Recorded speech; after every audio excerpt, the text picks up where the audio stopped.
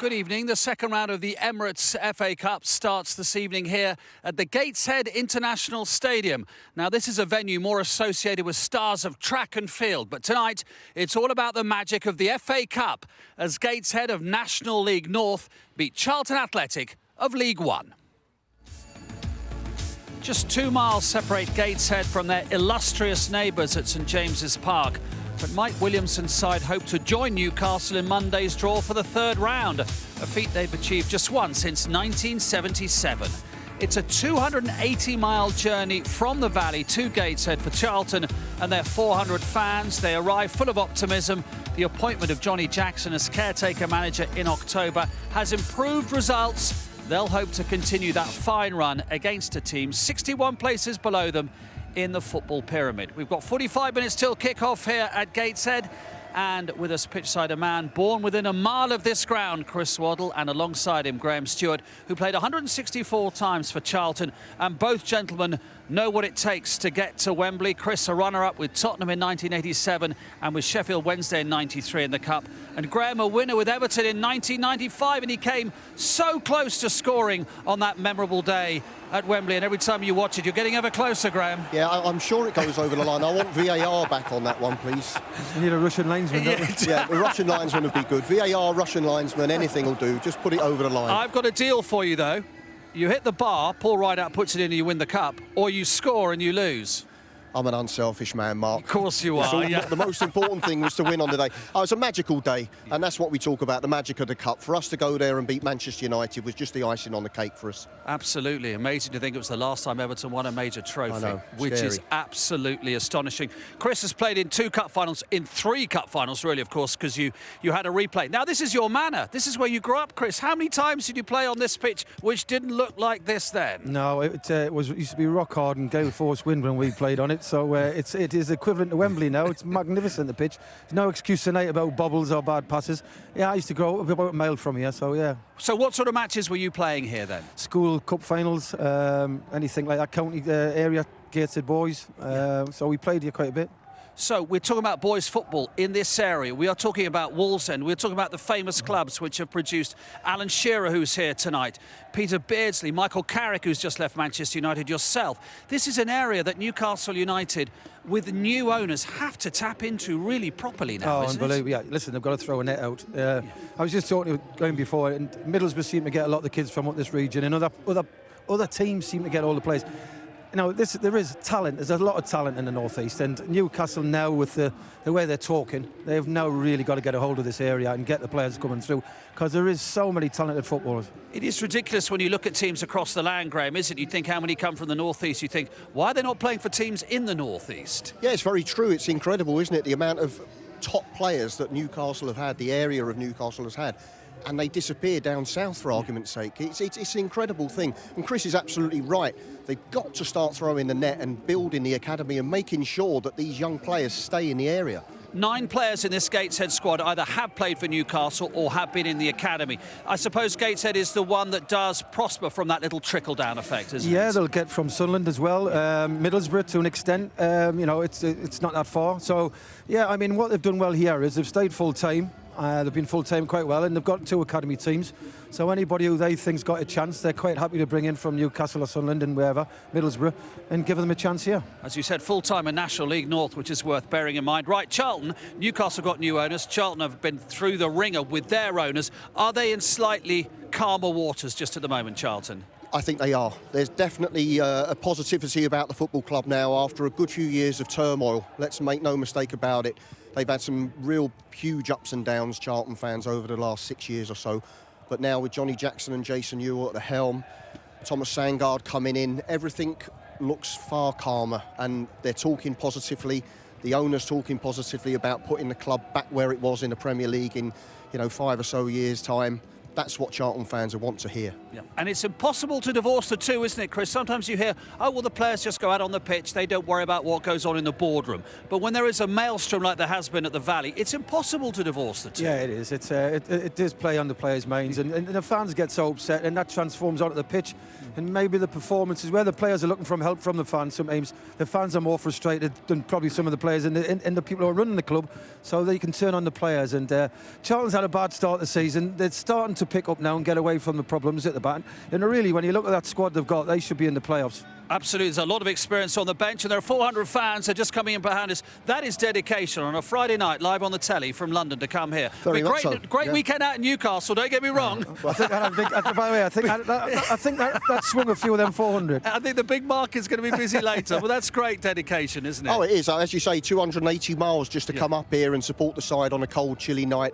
Dedication, but, you know, they'll support the team as long as the team go out and give them the performance that they deserve after travelling so far. But as you say, if a few of them are boxing it clever, they'll be staying up and having a good night out in Newcastle. Absolutely, quite right too. Well, coming up, we're going to hear from Mike Williamson and Louis Story, who are leading Gateshead's promotion push in the National League North. They're juggling their jobs as manager and coach with defensive duties as the club's centre-back pairing.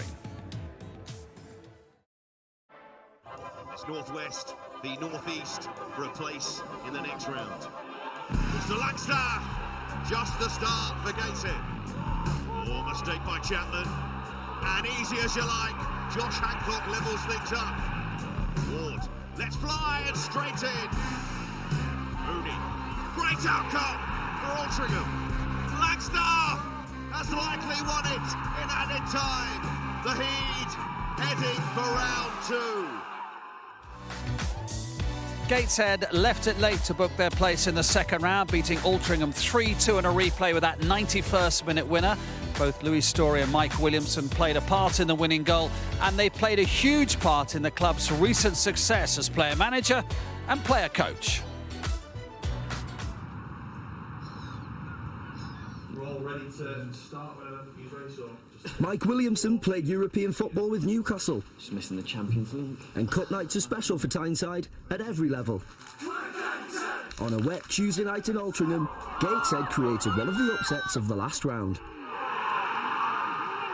It was probably the best feeling I've had at the club since arriving in the summer. To get the winner in the final minute, it's a fantastic feeling. It was a sign of how far we've come, but also what's possible. It was a typical FA Cup tie. It was a real enjoyable one to be a part of, and glad that we got what we felt was deserved. Behind Gateshead's success lies a dynamic rarely seen in the FA Cup second round. Player manager and player coach, together at the heart of the club and in the centre of defence. They're huge for the club. Obviously Mike's been here 4 years now, 3 as manager. Then Louis came in at the start of the season, so with them being on the pitch with you, it does kind of give you a bit of more of like a leadership. Get the quality going, get the standard up. It's come natural to me on the pitch in terms of over the years. My strengths are my communication, organisation. I've been unfortunate to work under some incredible managers, and you take little bits here and there. Having a foot in both camps does bring its challenges, and trying to see everything objectively. I don't really ever stop being a player or a manager at any moment. It genuinely feels as if there's no real hierarchy once you step up into the training pitch, when you're walking around the training ground. Match days, everyone's in it together.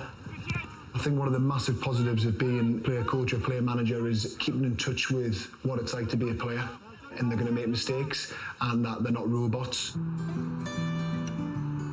Gateshead is owned by the fans, a world apart from their wealthy neighbours just 2 miles across the river. The two black and white teams stand side by side in a community where football is the talk of the town. It's a way of life, the mentality of the area, which is taking pride in what it's got and who represents them. Gateshead are often seen as the little brother in Newcastle. You see the amount of links between the two clubs, the amount of players that have represented both clubs, not least Mike Williamson. Newcastle United are a behemoth of a football club, but there will always be a place for Gateshead in the region. There will always be an enthusiasm for Gateshead.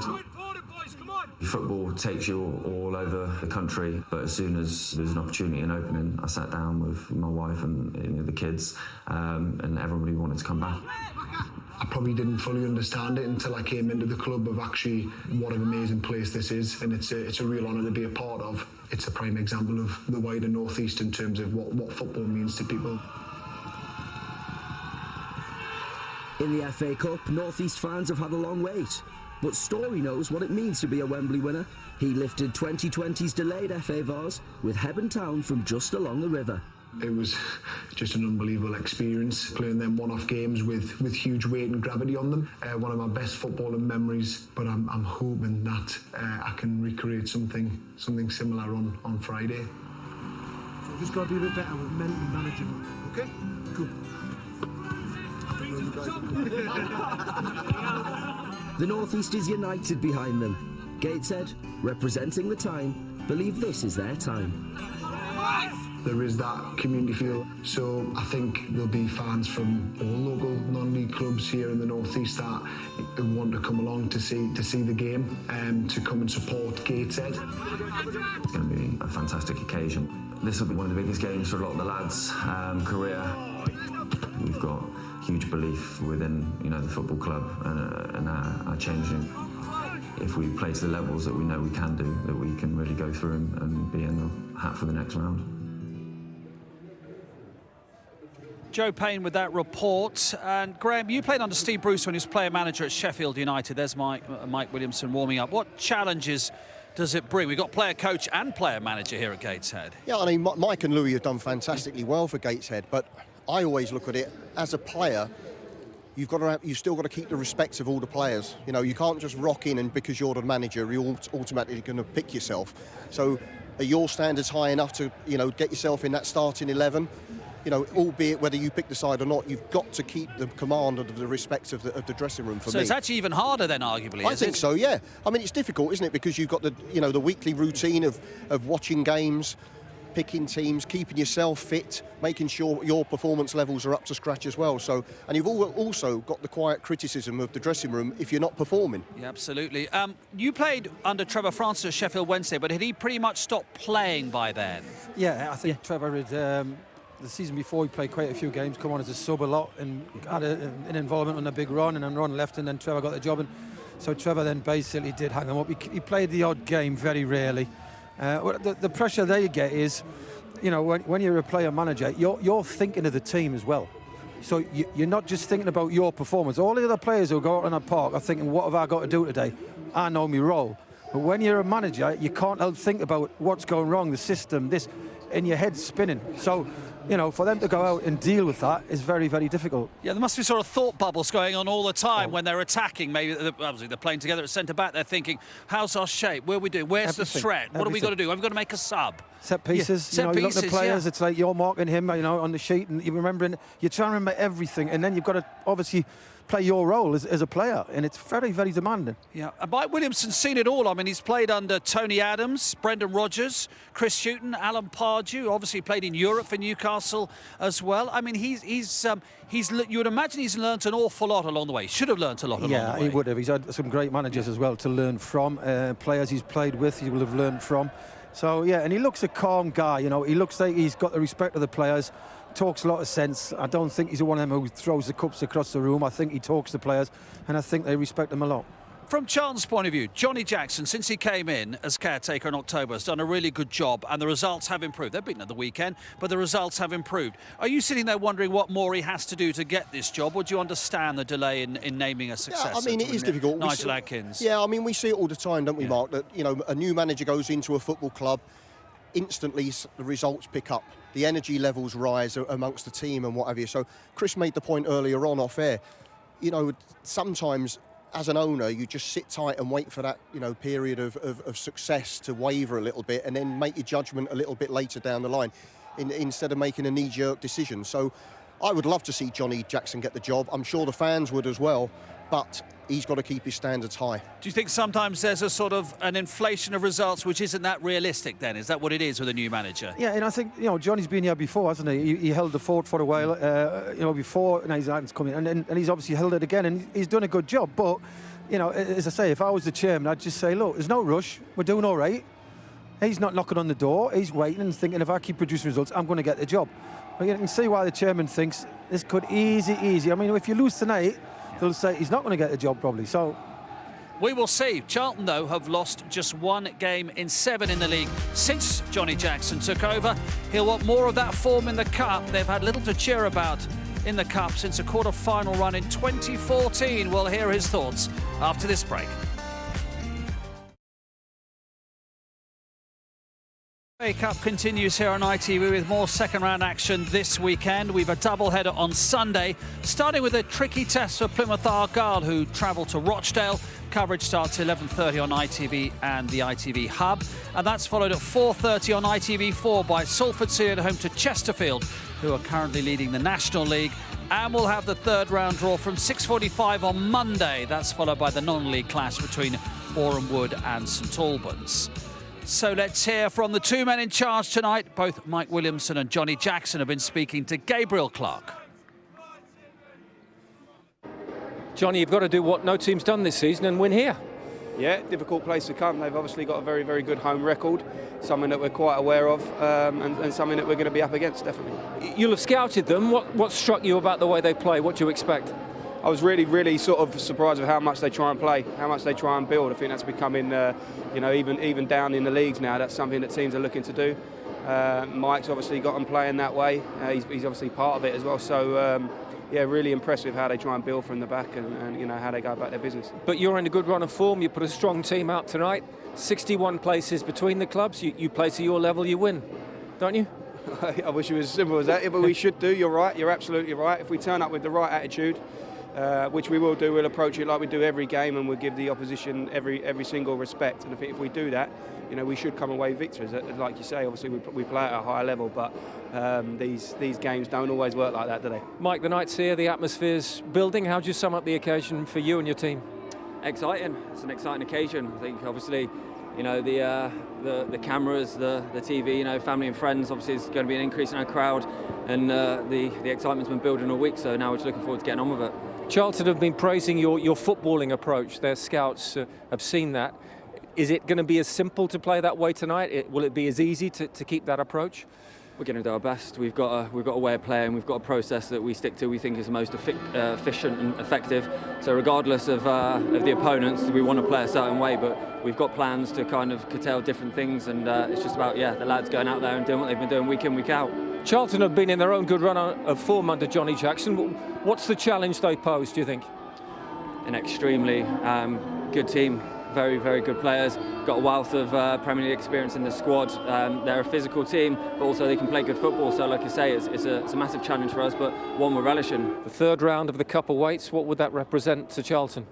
It'd just be lovely, wouldn't it? Obviously, the big boys come in, the Premier League teams, the Championship teams. So, it'd be nice for us to go on a little cup run. It's been a while since we have. So, I think it's something that we'd really like. Let's have a look at the team then that Johnny Jackson has picked for this evening. Stephen Henderson, very experienced goalkeeper, aged 33, second appearance of the season, both in the Cup.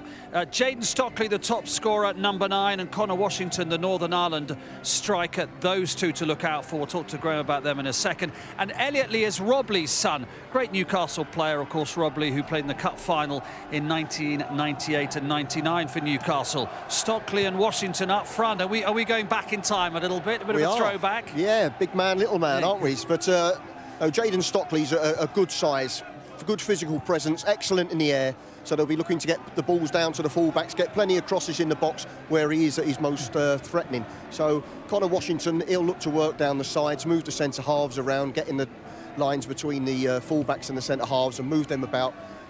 Very, very important for me that Stockley gets hold of the ball. Anybody will tell you, as midfield players, you play that ball into the front man. If he makes it stick, he brings people into the game, makes life so much easier for the rest of the side. So Mike Williamson and Louis Story have been talking about them as player coach and player manager. As centre-backs, they know what's coming tonight. Yeah, but they're quite experienced and they'll know exactly about these two. Connor Washington may cause problems. He loves running in behind, always on the move, so he is dangerous. And at this level, he is a threat, massive threat. As for Gateshead, it's different systems. It's 3 at the back, 3-5-2 against 4-3-3. So, the two full-backs for Gateshead are going to be spare. They're going to have time on the ball, and if they can use the ball well, they can cause a lot of problems. It's never easy when your dad's a famous player, but Elliot Lee's had a really good career, hasn't he? He started at West Ham, has played at Luton, now he's at Charlton. Yeah, might be able to hear us if I say that any louder. It's always difficult to always get compared, don't you, to your father and whatever. So, but he's done well. He's just knuckled down and got on with it. Yep, he's enjoyed it. OK, that is the Charlton team. Elliot Lee then, there he is, who we're looking forward to playing tonight in front of Alan Shearer, who's here. Let's have a look at the Gateshead team. The Heat is their nickname. This is the Gateshead team. Greg Ollie, the captain with the most appearances. Adam Campbell has played for Newcastle. In fact, 7 of the 11 have a Newcastle connection. And Macaulay Langstaff is the top scorer there. As you say, Chris, looking at the formations, that'll be interesting, won't it, the comparisons? It's capitalising on where you get space, and hopefully the two full-backs, especially tonight for Gateshead, are comfortable in possession and can cause problems for Charlton, where they might have to adjust if they haven't that much of a good possession. So, yeah, it's going to be interesting. Where, on the other hand, obviously Charlton will have an extra man at the back, and so it's going to be very tactical the first 15-20 minutes. We were at the Solihull Moors game against Wigan, and what was really, really interesting is now that we're talking teams are non-league. They're non-league in name, but they're all full-time. There's no issue with fitness anymore. It's Absolutely. not like maybe, dare I say it, in your day, when you might, after an hour, they might tire. Yeah, all those years ago, Mark. All those years ago when there was a leather ball. You'd expect you'd wear them down, wouldn't you, the non-league sides, and that last 20 minutes you tend to dominate them, but not now. These boys are all fit. They're, as you say, they're full-time. Fitness won't be an issue to them, and Gateshead have got an excellent home record, which counts for plenty tonight. They've just got to get Macaulay Langstaff, their top scorer, into the positions from which he can score. This is the win at Altrincham, Chris, where they did that. And I suppose if there is any difference between the non-league and further up the pyramid, it's just the ability to create things for your goal scorers. That's the issue. Well, yeah, obviously. And what you've got to look, Mark, is all these players have had a good upbringing. They've been to academies, they've played football at a good level. And so, you know, and they've all got, no disrespect, but they've all got that League One performance in them. So when they come to Charlton, if Charlton's a little bit below par, they've all got the ability to play at League One. Maybe they can't play it that's why they're not playing there. But on a one-off game, they are capable of playing against the League One side quite comfortably. Yep, so the difference is the level of consistency, really, is it? Not necessarily the level of ability. OK, time will tell. We're heading towards kick-off. That is apparently Alan Shearer. Underneath there, it's Alan Shearer, and I hope he's going to enjoy his evening watching his great friend Rob Lee's son, Elliot. And we're watching Gateshead, currently in the 6th tier of English football, who've already played 6 matches to get this far, scoring 17 goals. Well, that means a tough prospect in score for visitors Charlton tonight, and the teams will be with us shortly. Chillier, and definitely not a night for Lycra. That is for sure. You know, sometimes, Graham, we used to say in the old days, if you're the non-league team, oh, stay in the game, stay in the game. They're better than that now, aren't they, to think about that? They can play on the front foot and play their game. Yeah, absolutely, far better than that, and Mike Williamson will get them out. They'll be, I would imagine they'll come out the traps, 100 mile an hour, take the game to Charlton. I think the first 15 minutes for Charlton is absolutely vital tonight. They've got to make sure they weather the storm, because as I said earlier, they're unbeaten here in 7 all season, isn't it, Chris? All season, yeah. All season. So they'll be full of confidence. There's no reason. They're the underdogs. No one expects them to win. They can go out, relax and play their game. But play their game, Chris. Don't be all by it and just think, well, if it's 0-0, we're doing well at half-time and all that sort of stuff. Listen, you've earned the right to get you. Go and enjoy it. But, hey, you can win this game. Yeah. It's not about saying, we've had a great run, let's finish it. No, go out there, go and enjoy it, take responsibility. Hey, you've got as good a chance as anything. Hey, you're playing a League One side and you can play a League One performance, so don't worry about it. It's a little different, isn't it? Because we've got a running track around the pitch. It is a little bit of a different sensation, yeah, inevitably, isn't it? It makes the pitch look a lot bigger than probably what it is, doesn't it? It's, yeah. It's great condition. There's no excuses tonight for the surface. It's fantastic. Gates will be looking forward to it. Listen, they'll play their game, and I've got a sneaking feeling I think Gates will make nick it tonight. Oh, the local boy's talking it up, isn't he? Here we go. Well, I'll balance it up and I'll go for Charlton. I think Johnny Jackson's men will come through in the end. I think the quality will come through. But it's a great for Gateshead, this, isn't it? Because they are inevitably, I mean, St James's Park, we can almost see the lights. They really are dwarfed by Newcastle and Sunderland, aren't they? Yeah, they're in the middle, and unfortunately, the Gateshead is split between Sunderland and Newcastle. But, you know, South Shields have done well recently. The other teams around there, Blythe Spartans, are well known for their Grey Cup run many years ago. Gateshead don't really get the publicity they deserve. They've never really been in the lower leagues, always been in a good, respectable league, but they always talk about other sides around this area. Obviously, Newcastle and Sunderland take the headlines. Absolutely, and this is a night for Gateshead then to make it all about themselves and for us to not talk about all the other teams that we normally talk about when it comes to North East football. So, at last I've seen a tinfoil FA Cup. I was worried. I hadn't seen one yet. I was beginning to get a little bit worried, but there it is, tinfoil FA Cup. We've got a big weekend of football for you when it comes to the FA Cup. On Sunday we'll be at Rochdale, who are playing Plymouth. That's live on ITV. And then later we've got Salford against Chesterfield. That's on ITV4 at 4:30, 11:30 for the game at Spotland. Monday night we're on air at 6:45 ITV4. We'll bring you the third round draw. And then after that it's Boreham Wood against St Albans City. Only 8 miles apart, those two. And Ian Allinson managed one and used to manage the other there and played against Chris all those years ago. Didn't he? Played against you in a very long and protracted League Cup semi-final, Ian Allinson. It went on for about 3 weeks. Yeah, it went extra time and everything, didn't it? Yeah, an Arsenal one, yeah. But those were the days. Those were the days if you're a younger viewer going, hang on, a League Cup semi-final replay? Yeah. That was absolutely extraordinary. But that's what was happening then. But tonight it's all about Gateshead. It's all about Charlton, who have fallen on relatively hard times, let's be honest with you. For years and years and years it was Alan Kirbishley and Charlton, and Charlton fans wanted a little bit more, then realised what a brilliant job Alan Kirbishley was doing. Well, sometimes it only takes you to lose somebody to realise how well he did for you as a manager. But as I said before, better times ahead for Charlton. Absolutely, should be better times ahead. And for Gateshead, here come the teams. It's a very, very special night for them here on the banks of the Tyne. And we've got Gateshead against Charlton Athletic live in the Cup for you in a couple of moments' time.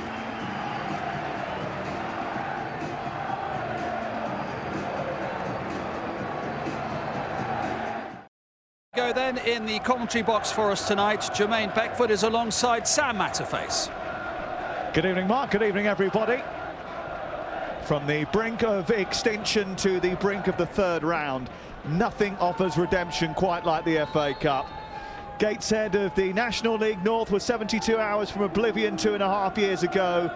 Now they are 90 minutes away from rubbing shoulders with Manchester United, Liverpool, Arsenal and nearby Newcastle United.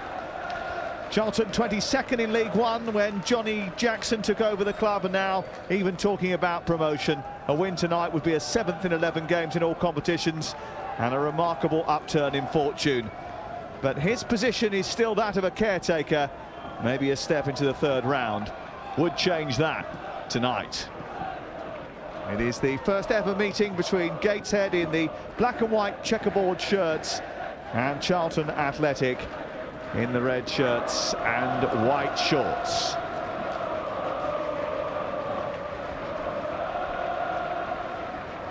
The thread of FA Cup history is woven through this fascinating tie.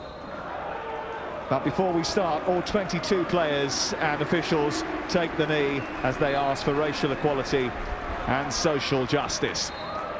Jermaine Beckford, who scored a famous FA Cup goal at Old Trafford nearly 12 years ago and has been downing out on it ever since, is alongside me in the commentary box. 61 places separate these two teams in the football pyramid. How much of a test for Charlton will it be tonight? Oh, it's going to be a big game tonight for Charlton, as well as alongside Gateshead.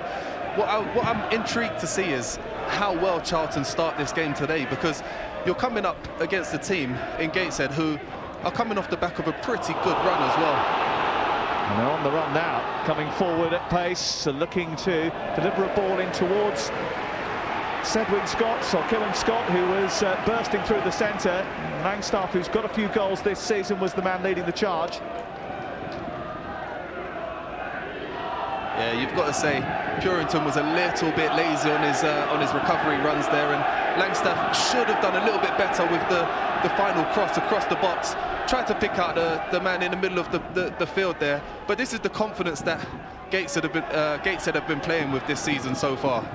Fifth in the National League and eyeing up promotion. They are coming forward again, and another effort from range, which immediately just sends a little warning signal to Johnny Jackson and the Charlton team from Dan Ward.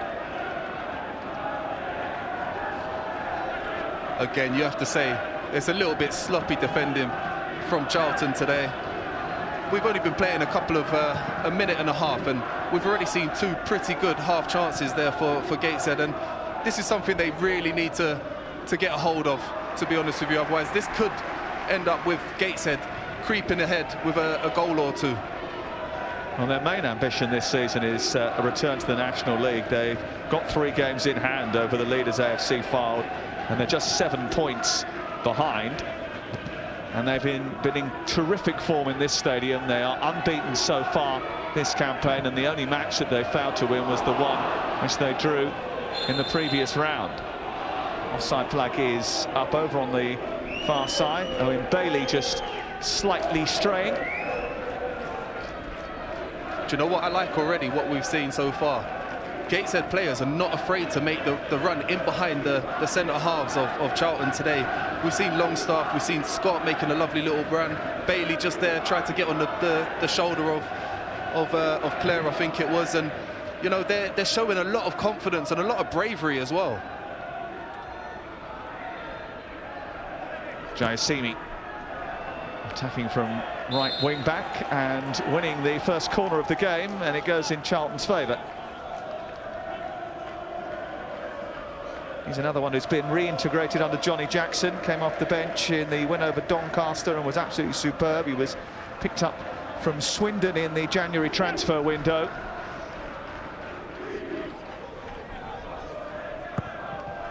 It's a deep delivery towards Stockley at the far post, and it was watched all the way by Louis Story.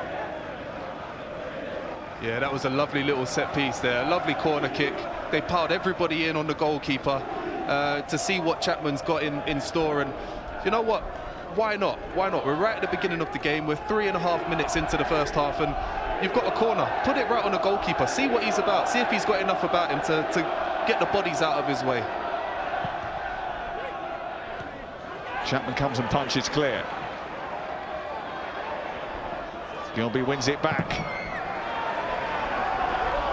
Dobson. And now there's a late challenge on him, and it's going to result in a free kick to Charlton Athletic.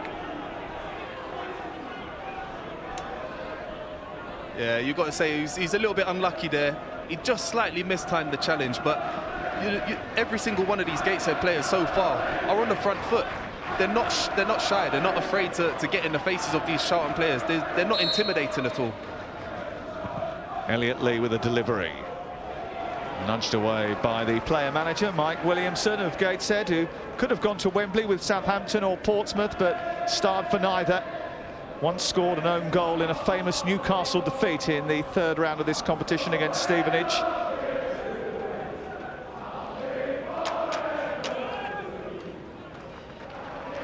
Played over 150 games for the St James's Park outfit.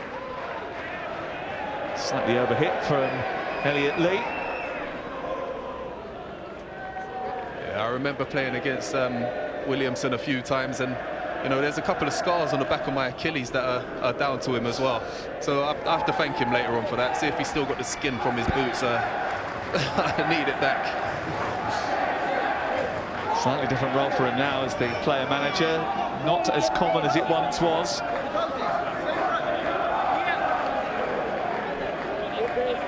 Yeah, I think all of the experience that he brings with him as well. I think we said he's played over 150 odd games for Newcastle. You know, that speaks absolute volumes as well for the type of player and professional that he is.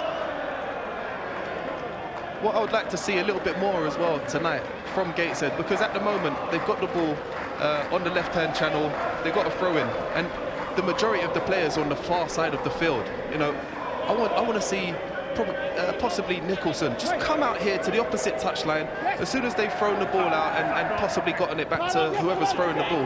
Hit a big diagonal, because there's bags and bags of space out here. Charlton are squeezing right the way over, trying to squeeze get rid of all the space, but it's not quite working just yet. Burrington sent it to Sean Clare. He was looking for Jaden Stockley. He was out with a ban after getting sent off after just 20 minutes against Burton.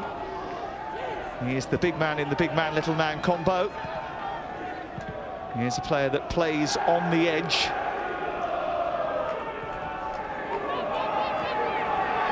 Washington trying to shut down the goalkeeper Chapman.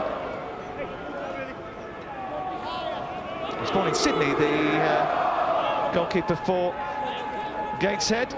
Slightly warmer there on a Friday night than it is in Gateshead.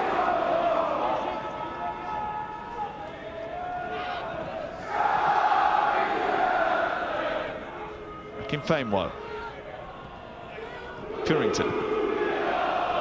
This is Dobson, who very much makes Charlton Athletic tick.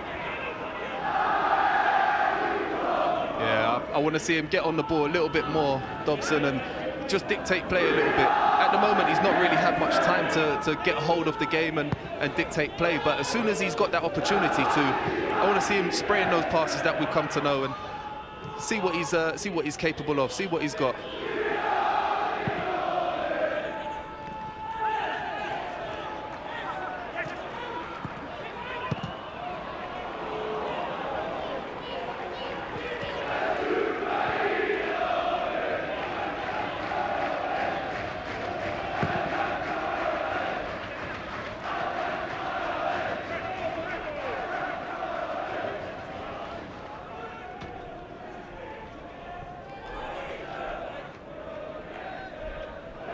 This is Robbie Tinkler.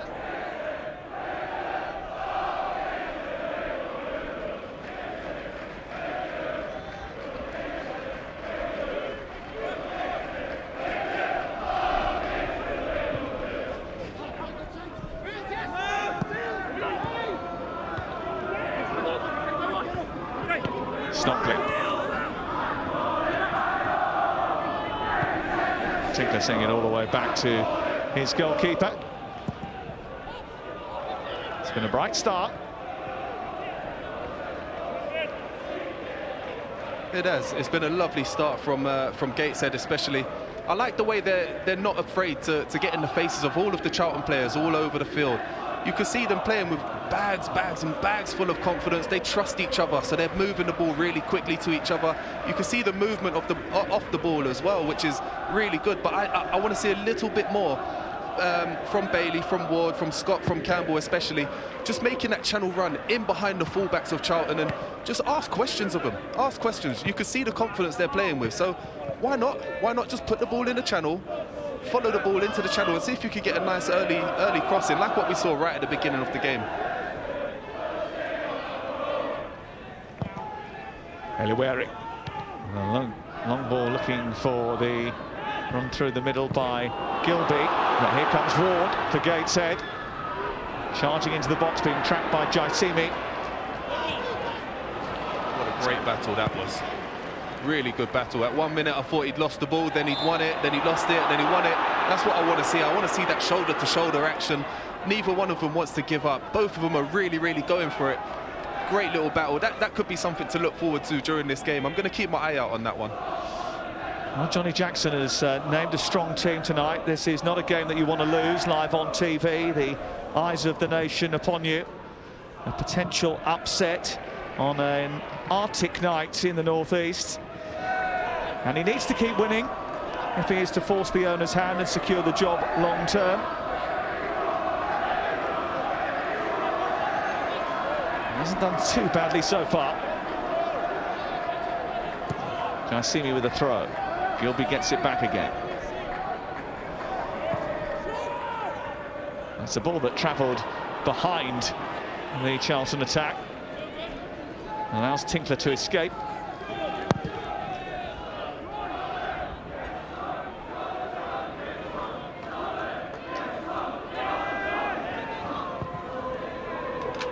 Gilby looking for the run of Washington, who's charging forward. Got 11 goals last season, Connor Washington. Hasn't scored in the FA Cup, though, since January 2016.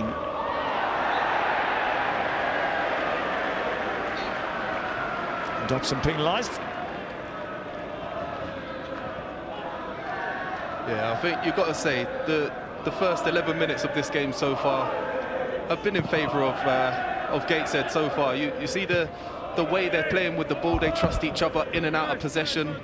They've been working on it really hard, and they don't seem to let the occasion get the better of them in front of all of these fans today. It's a great little atmosphere, isn't it? Well, Mike Williamson was saying that he believed his players would rise to the occasion tonight, and they play generally the 4-3-3 formation that you can see. They insist on the usual game plan, which is high energy, high pressing, counter pressing approach. The blueprint is not really to be a possession-based team, but they're not afraid to do that. They've given it away cheaply here. And this is Elliot Lee. Now Dobson. And Lee again. He's got support from Purington on the left-hand side. The delivery is straight into the arms of Chapman.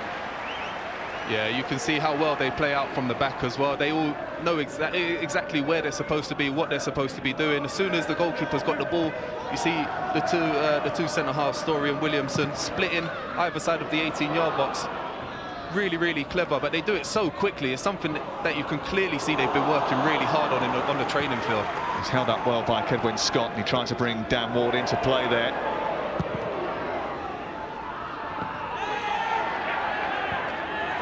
Dobson, Purington.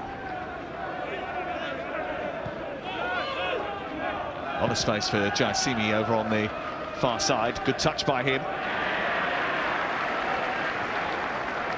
Yeah, lovely touch from him, but Tinkler was right in there straight away, straight on the first touch. Didn't give him an opportunity or a moment's rest to try and get the ball away from him. That's exactly what I'm talking about. They know, every single one of these Gateshead players know exactly where they're supposed to be at any given moment. Here's Stockley, trying to work some space and get the shot away, does that. First real shot in anger, wasn't much anger behind it. No, there wasn't, but again, that's exactly what Gateshead want. They want Charlton shooting from those sort of areas, you know, because more than likely the goalkeeper's going to be able to cover that. Chapman didn't look like he was worried about that shot at all. Great control on the chest there from Stockley.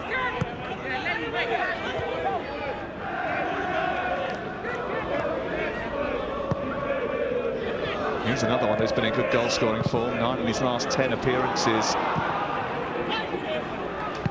He was on the score sheet in the Papa John's Trophy in midweek when he took a penalty against Aston Villa's under-23s.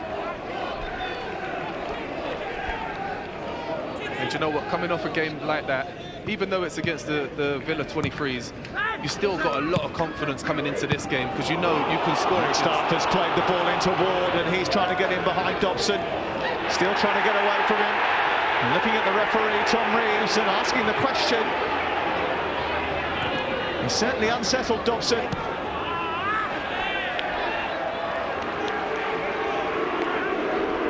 Well played there. It was brilliant. It's a great run initially, cut across Dobson's path. A lovely little Cruyff turn, to be fair to him as well. Managed to get the wrong side of Dobson, but I think Dobson was just a little bit too clever and a little bit too smart and strong there for him. It's exactly the kind of thing that I want to see a little bit more of. Just trusting your forward players, seeing if they can get in behind them. Well, Dan Ward has only scored in the FA Cup this season. It seems to be the competition in which he comes alive. It certainly caused some problems for the Charlton backline there.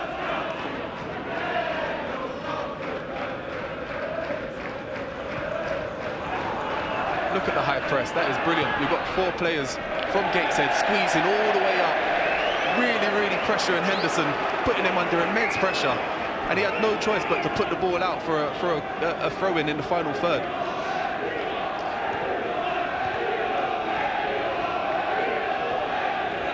Lovely little intricate play there. Cheeky little triangles around the defenders. Passing and moving, following the ball whenever you moved it. Kedwin Scott trying to break in down the right-hand side. Comes back to Tinkler. Ward has made another decent run into the box. It's good control. Scott. Still Kedwin Scott. It's a decent effort, you know. And some of the crowd over on the far side thought it nestled in the corner. It hadn't. It rippled the side netting. Oh, and you can't blame him either. What a lovely pass that was. Brilliant first touch. Lovely set, all in one movement. That was a lovely touch as well. A lovely little Cruyff turn onto his left foot. Caught it really, really nice. But he just misjudged the angle. Right into the side netting on the outside. You can hear how much that's galvanised these fans here. Getting right behind the team, and rightly so. Gateshead have been the best team, the better of the two teams by far today. Well, they are a team that come up against quality in the National League North. There, teams like AFC Fylde and York City have got a lot of players that have plied their trade in the lower divisions of the Football League.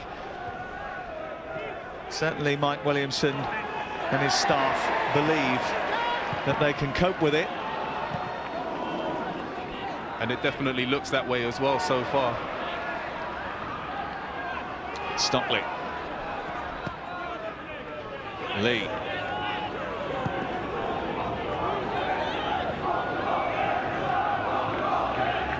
Big night for Deji Elaweri, who is starting at the heart of the Charlton defence tonight. Only 18 years of age.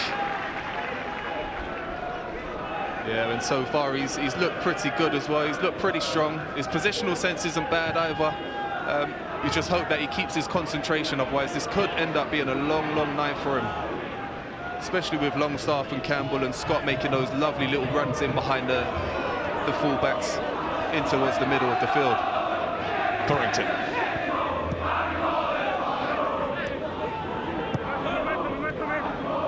Dobson. Elaweri.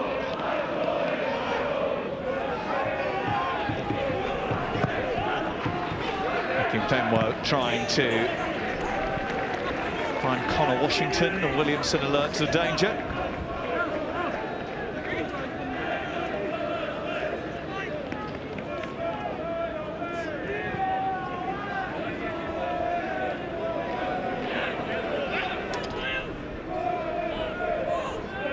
Lee. Torrington trying to get round the side of Macaulay Langstaff. Mix things up in the forward positions tonight, with Langstaff coming out to the right-hand side and Kedwin Scott going through the middle, just giving something for the Charlton backline to think about. And Lee trying to poke it forward to Purrington.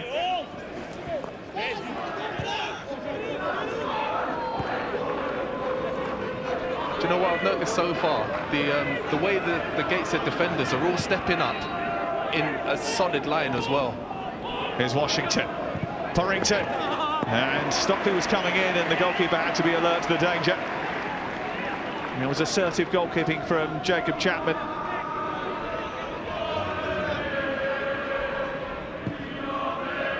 Yeah, I was just mentioning there the way that that Gateshead are defending. Charlton with a bit of defending to do, and Stephen Henderson's come right to the perimeter of his penalty area. No VAR tonight, not in the Gateshead International Stadium. That was a close one. It looked a close one from up here, didn't it? Yeah, but we've got a running track between us and the edge of the 18-yard box, but it was very close, as you say. Just about kept it in, I think. Yeah, he did. He definitely did. Washington helping the ball out wide. Jayasimi looking to get it into the near post. Elliot Lee was lurking in, got a final touch, I think, off Story. And just in case you did hear any bad language creeping through our FX microphones at the Gateshead International Stadium, we do apologise for that.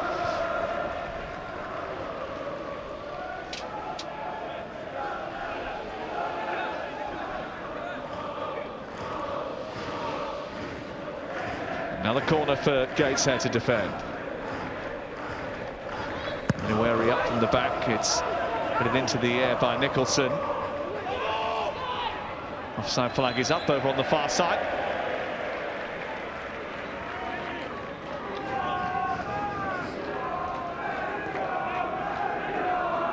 Yeah, you can see they tried something a little bit different there from the corner. On the first one, they put everybody on the goalkeeper. The second one, they set them all up just by the penalty spot, and you know, tried to get a little bit of a run on it, but it was a little bit lazy on the second phase there as well. You expect, as soon as the ball goes out wide, get everybody up, squeeze everybody up and out of the penalty box. Jayasimi robbing the ball over on that far side and being a real nuisance, really. Nicholson, who's been deployed on the left-hand side tonight, and often plays on the right, is having to stick to his task very, very diligently.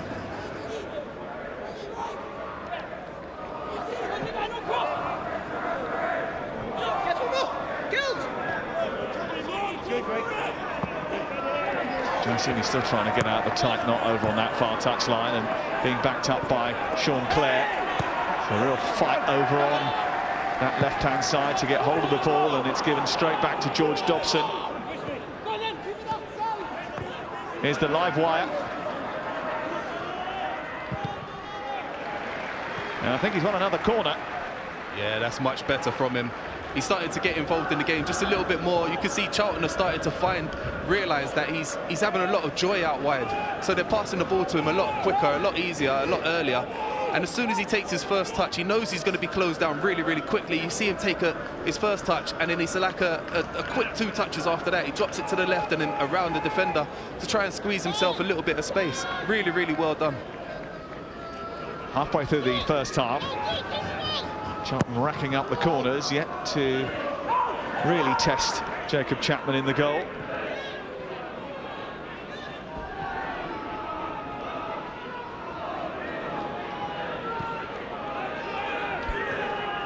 George Dobson. Wary. Dobson again.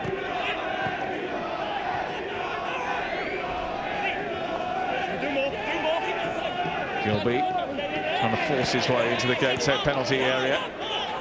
Washington, it's an arcing cross and it's flicked into the air by Elliot Lee. Didn't cause too many problems for Jacob Chapman, but just made them think. Yeah, that's exactly what you want to see from Charlton. You want to see them driving at these Gateshead defenders and making them commit, make them make a decision inside the box as well. What did you think? Possible? No. You'd have gone down for it. 100%. But in the game this season and the back end of last season, you've seen that referees and the linesmen are starting to allow a little bit more of that physical approach that we'd love to see. You know, we don't want to see the physical aspects of the game disappearing. So little bits and pieces like that, I don't mind. Torrington.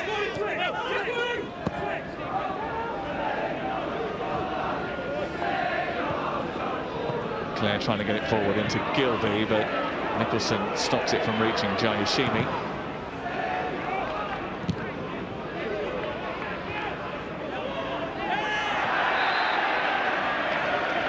Foul on Greg Ollie, who is the captain, the club captain.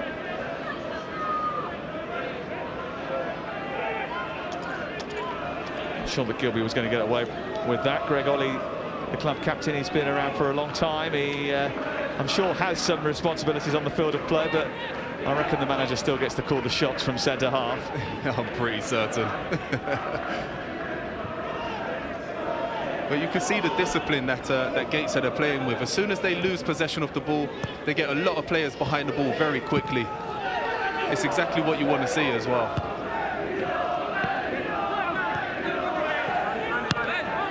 Torrington finding Washington, lovely turn. Williamson out of the game, and Washington is still going until he's stopped by Owen Bailey. And the referee says that was absolutely fine. Look, everybody knows what I feel about referees. Oh, that was a lovely bit of skill, by the way. Brilliant. He knew that Williamson was coming.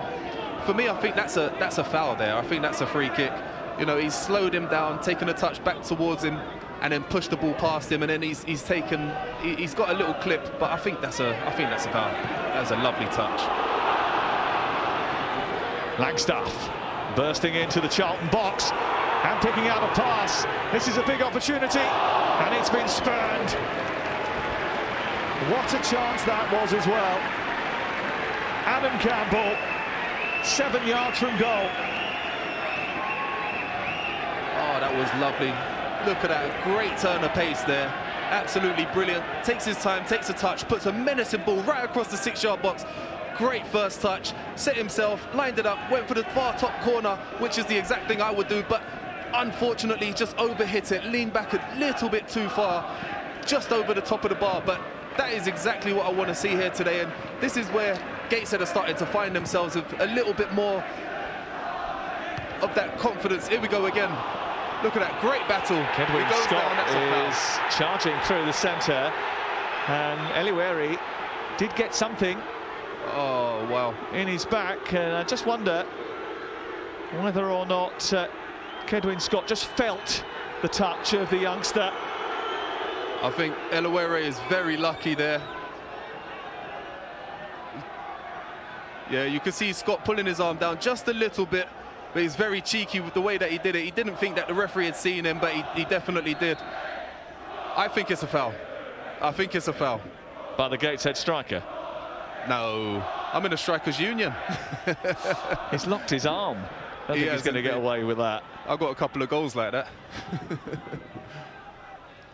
But it's brilliant. Again, yet again, we're starting to see exactly how Gateshead have set themselves up today. Making that run in behind the centre-halves and just gambling. The centre-forwards are gambling on the run, gambling on the pass, and making sure that the pass is really well weighted. They trust the pace that these Gateshead forwards have got, especially Scott. Scott he seems like he's very sharp, very lively today. It's a fascinating encounter, isn't it? Charlton have had some really good results from the minute that Johnny Jackson walked in the door. Sunderland away was a terrific win. Plymouth at home handing Ryan Lowe's side their first defeat in 16 games. He tapped into something. They had a little wobble against Shrewsbury last weekend, dropped points against Morecambe, but it's been a positive period for him in charge. But this is a real battle. It is indeed, but I want to see a little bit more from Charlton because of the...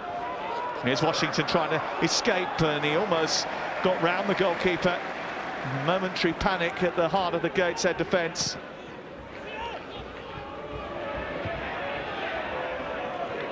I think a little bit more composure, and he's takes a touch around Chapman. He'll be able to slide that in to make it 1-0 to Charlton, but he's very unfortunate. Slipped as well, and Chapman managed to read it. Very unlucky, very unlucky. But I want to see a little bit more from Charlton. I want to see them moving the ball a little bit quicker. I want to see them spreading the play a little bit quicker as well. It's a bit too easy to defend against right now. Dobson finds Jayashimi. Washington went for the flick on, comes back to Lee. Now, it's been a long time since he scored an FA Cup goal, Elliot Lee. He scored his only FA Cup goal 4 years ago today for Luton against Gateshead. Look at that, that was a lovely cross again from Yayasemi. He managed to whip it in, and that's exactly what you need as a striker. You want your wingers to be putting crosses in like that, so you can gamble and try and get on the end of it.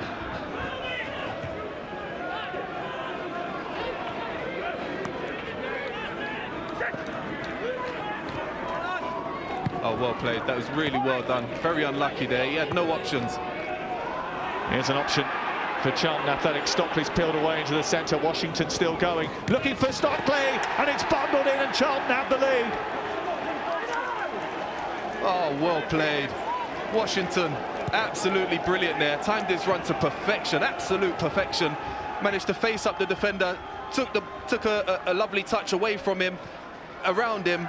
Dinked the ball over the top of the goalkeeper, and listen, Jaden Stockley's not going to get an easier goal this season than that one. Really, really brilliant forward play there from Charlton. Timed his run excellently there. Look at that little touch in towards him, away from him. There you go. Just showed a little bit of bravery there. That was brilliant. Well, it's his 10th goal in 11 games. He's in a rich vein of form, Jaden Stockley. He's a player that plays on the edge and is not afraid to put himself in the mix of a tough situation, and he was always going to be first to that ball, and he is first on the score sheet. Half an hour played, and Charlton have breached the Gateshead defence. Player manager and first team coach ending up in the net along with the ball and Jaden Stockley. Yeah, he tried to get there in time, but he was just slightly off it, wasn't he? It's very unfortunate from a Gateshead perspective, but let's take nothing away from Charlton. The build-up play there was really, really well done, and they've actually used a little bit of what Gateshead have been doing to them to Gateshead themselves. You know, we see the perfectly timed run in behind the centre halves, and the pass was absolutely beautiful as well.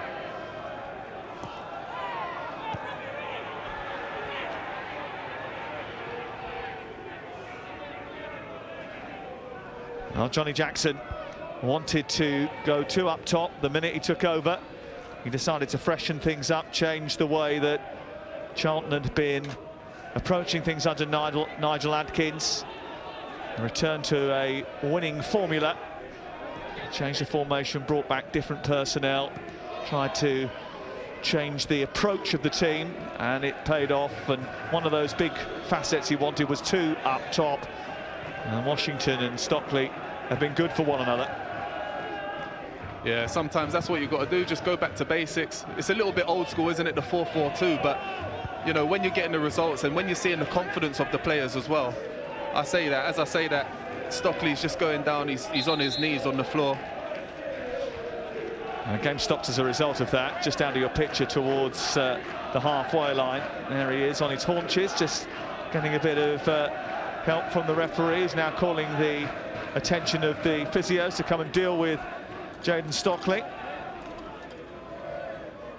No idea what's happened to him there. I think he's it looks like he's hurt his hip. Well, this isn't the only football we've got for you live on ITV over the course of the weekend. It's tomorrow, Salford City and Chesterfield are on ITV4 and the ITV Hub from 4:30. More FA Cup football Sunday, 11:30. And that's confirmation of that game on Sunday afternoon, 4:30, Salford against Chesterfield. And then it's Boreham Wood against St Albans on Monday night, including the 3rd round draw, 6:45 ITV4. Although the Boreham Wood manager, Luke Garrett, said to me today he wouldn't be watching the 3rd round draw, which takes place before kick-off in that match, just in case. He said, if we get Manchester United away, I think I'll find out pretty quickly. Yeah, I'm pretty sure he's going to have eyes and ears on that one.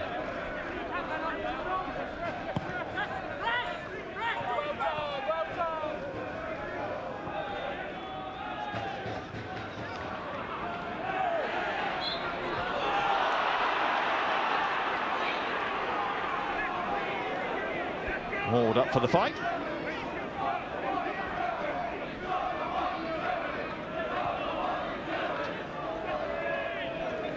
Well, I think he was unfortunate there. I thought he may have got a little touch on the ball, but I think where he let himself down a little bit, he just pulled the shirt. It's a good ball out to Purrington. Blocked by Robbie Tinkler. He's back up and moving again, Jayden Stockley, which is good news for Charlton Athletic. It was a lovely diagonal ball. Great first touch as well there from Purrington. But I wanted to see him whip the ball across the edge of the 6-yard box as soon as he's taken that very first touch. What he's done, he's taken a touch and slowed it down a little bit, which Dobson kind of ruined the momentum a bit. This is Elliot Lee with a bit of time and space, and through the legs of Stockley and making sure that Jacob Chapman was alert. And you mentioned Purrington, he's not really an attacking fullback, he's more of a defensive-minded fullback, but he's done very well recently in the last few matches, getting up and down on that left-hand side. He's scored a couple of goals and he's created a few chances as well. Doesn't come necessarily naturally to him, but he's worked on it and it's started to bear fruit. It has indeed, and he's looking really, really confident up there as well. So I just want to see him take his game to the next level, and by doing that, all he needs to do is just think that little bit sharper in the attacking mode. You know, as soon as the ball comes to him, take a touch and then do the movement, whatever it is, whether it's a lovely menacing cross or if it's a cheeky little cutback pass. But see if he could do it in 2 touches rather than the 3 touches. Ollie trying to cause problems for Akim Fenwo.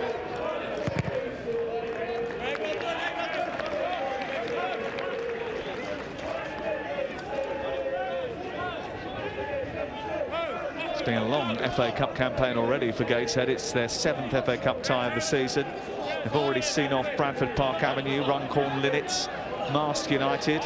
The highlight probably the replay win against Altrincham in the last round. And it has been an entertaining run as well. We thought there might be goals. 28 now have been witnessed in their 6 and a bit FA Cup ties so far. And they will be hoping that vibe continues. Wow, that's not bad at all, is it? I wouldn't mind seeing a few of those here tonight as well. Now, you've seen one. I want to see more. I'm greedy. Once I've got a taste, I want a little bit more. Tinkler. Oh, lovely little forward play there. Cheeky little back heel. Tried to squeeze him in behind the defender there, but he was very unfortunate not to have gotten on the other side of him. But I like the way that Gateshead haven't given up. They're not giving up. They're not crumbling under any kind of pressure. They're still playing by their game plan. Langstaff looking to try and open things up. His own player got in the way. Kedwin Scott, who got a real whack off Langstaff, who then got one back himself. Oh, they're sore as well, especially when you're not expecting it. He got a little shot in there. Fortunately, he was still onside. That one there, boom, right in the midriff. Takes the wind out of you in an instant as well. But you know, he's back up on his feet, sucking the oxygen in. He'll be all right.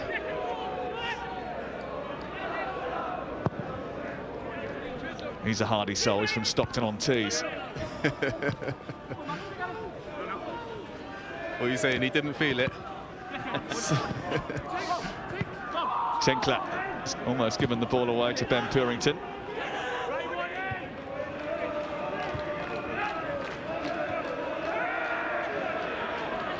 Might fall for Ward. It does fall for Macaulay Langstaff. Kedwin Scott lurking with intent in the middle. Yeah, I like the way, as soon as the ball goes forward towards any of the forward players, Longstaff, Scott, Campbell, any of those boys, you see 3 or 4 of the remaining players, the midfielders, squeezing up and getting into the box as quickly as they can. They need to start maximising these moments, though, these opportunities. As soon as they get the ball up there, try and get across in the box, put Charlton under pressure. See how well they do defending crosses into the box, but don't just hoof them up there. Whip them in, put a little bit of pace on them, a little bit of direction in between the 6-yard box and the penalty spot. Well, upsets aren't something that happen to Charlton very often. Only once in 22 games against non-league opposition in the Cup have they been beaten. But they're under the cosh here a little bit. An opportunity which is almost squirted by into the path of Langstaff. Didn't quite work out. Yeah, it was a brilliant pass, crossfield pass. Ollie took a great touch on his chest, right into his path, and just needed to show a little bit more composure. It was the right idea, but the wrong execution.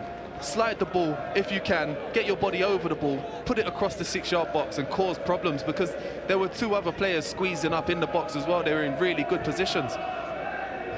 They'll be frustrated with that one.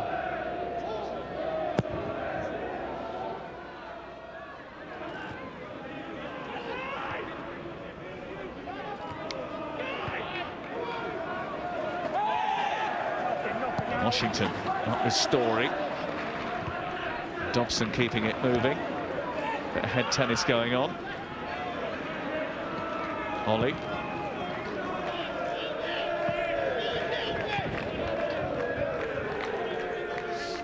All right, it's a long trip for the Charlton fans. 560-mile round trip. Long journey for the players as well, who stayed up last night and will go back tomorrow. Johnny Jackson making sure the temptation was removed from his players to head into Newcastle and immerse themselves in the big market. They're staying 8 miles out of town. The Charlton fans certainly be straight over the bridge, I think. Here's Campbell.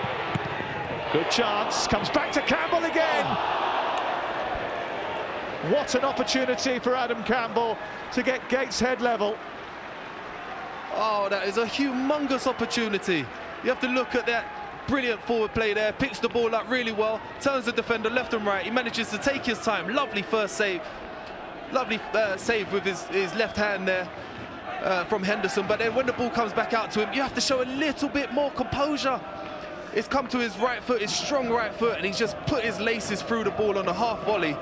just drags it wide. Oh, it's such a huge opportunity, but that's exactly what we need to see a little bit more from Gateshead. Well, Kedwin Scott is now trying to cause problems. He might come to Campbell again. Now, was there a foul inside the 18-yard box? Clare collided with Kedwin Scott. The referee has stopped proceedings. A few of the Gateshead fans over on the far side were calling for a penalty. What did you think? Initially, I thought he was offside. You have to look at this part here. That's where the pass comes in. He's offside. So if the referee decided to give it as a foul, as a free kick, you have to say that it was offside. There's nothing in it. There's no malice in there at all. Two players are watching the ball, just collided. Shoulder to shoulder, it looked like. It's a sore one, I'll be honest with you, but I don't think there's anything else other than that in there. Well, they can't afford to lose another centre-back, Charlton. They've lost so many over the course of the season so far. Innes, Lavelle, Jason Pearce. Clare really is an emergency centre-back.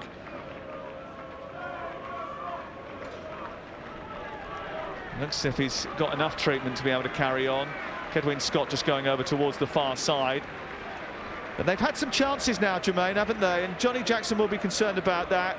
Kedwin Scott had an effort in the first few minutes of the game. Campbell's had two good chances now.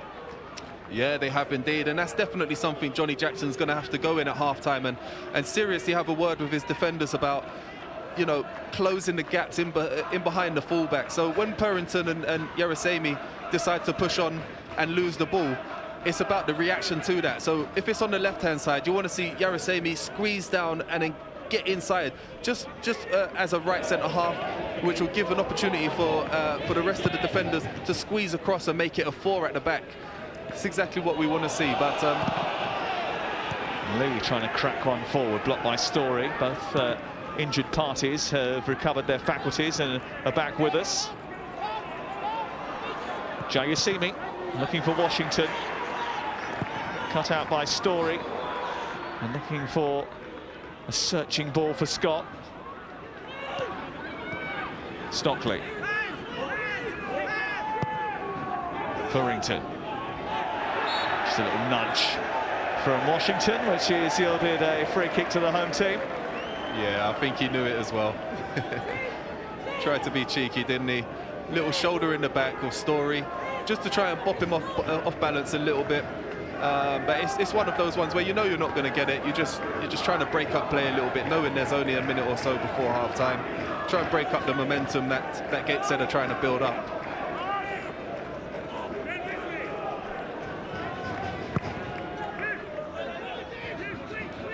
Certainly Charlton haven't had it all their own way in the opening half of this FA Cup second round tie, the first of a huge menu of FA Cup ties over the weekend. And there's the man who calls the shots during the game, Ian Watson, nicknamed Busted, because apparently when he was a kid he looked like a member of the band. And it's stuck ever since. You look like you could have been in Busted.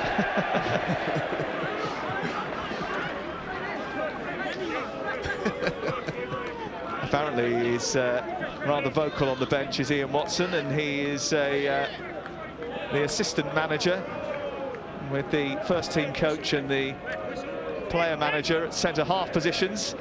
He sees things that are not necessarily visible to those two.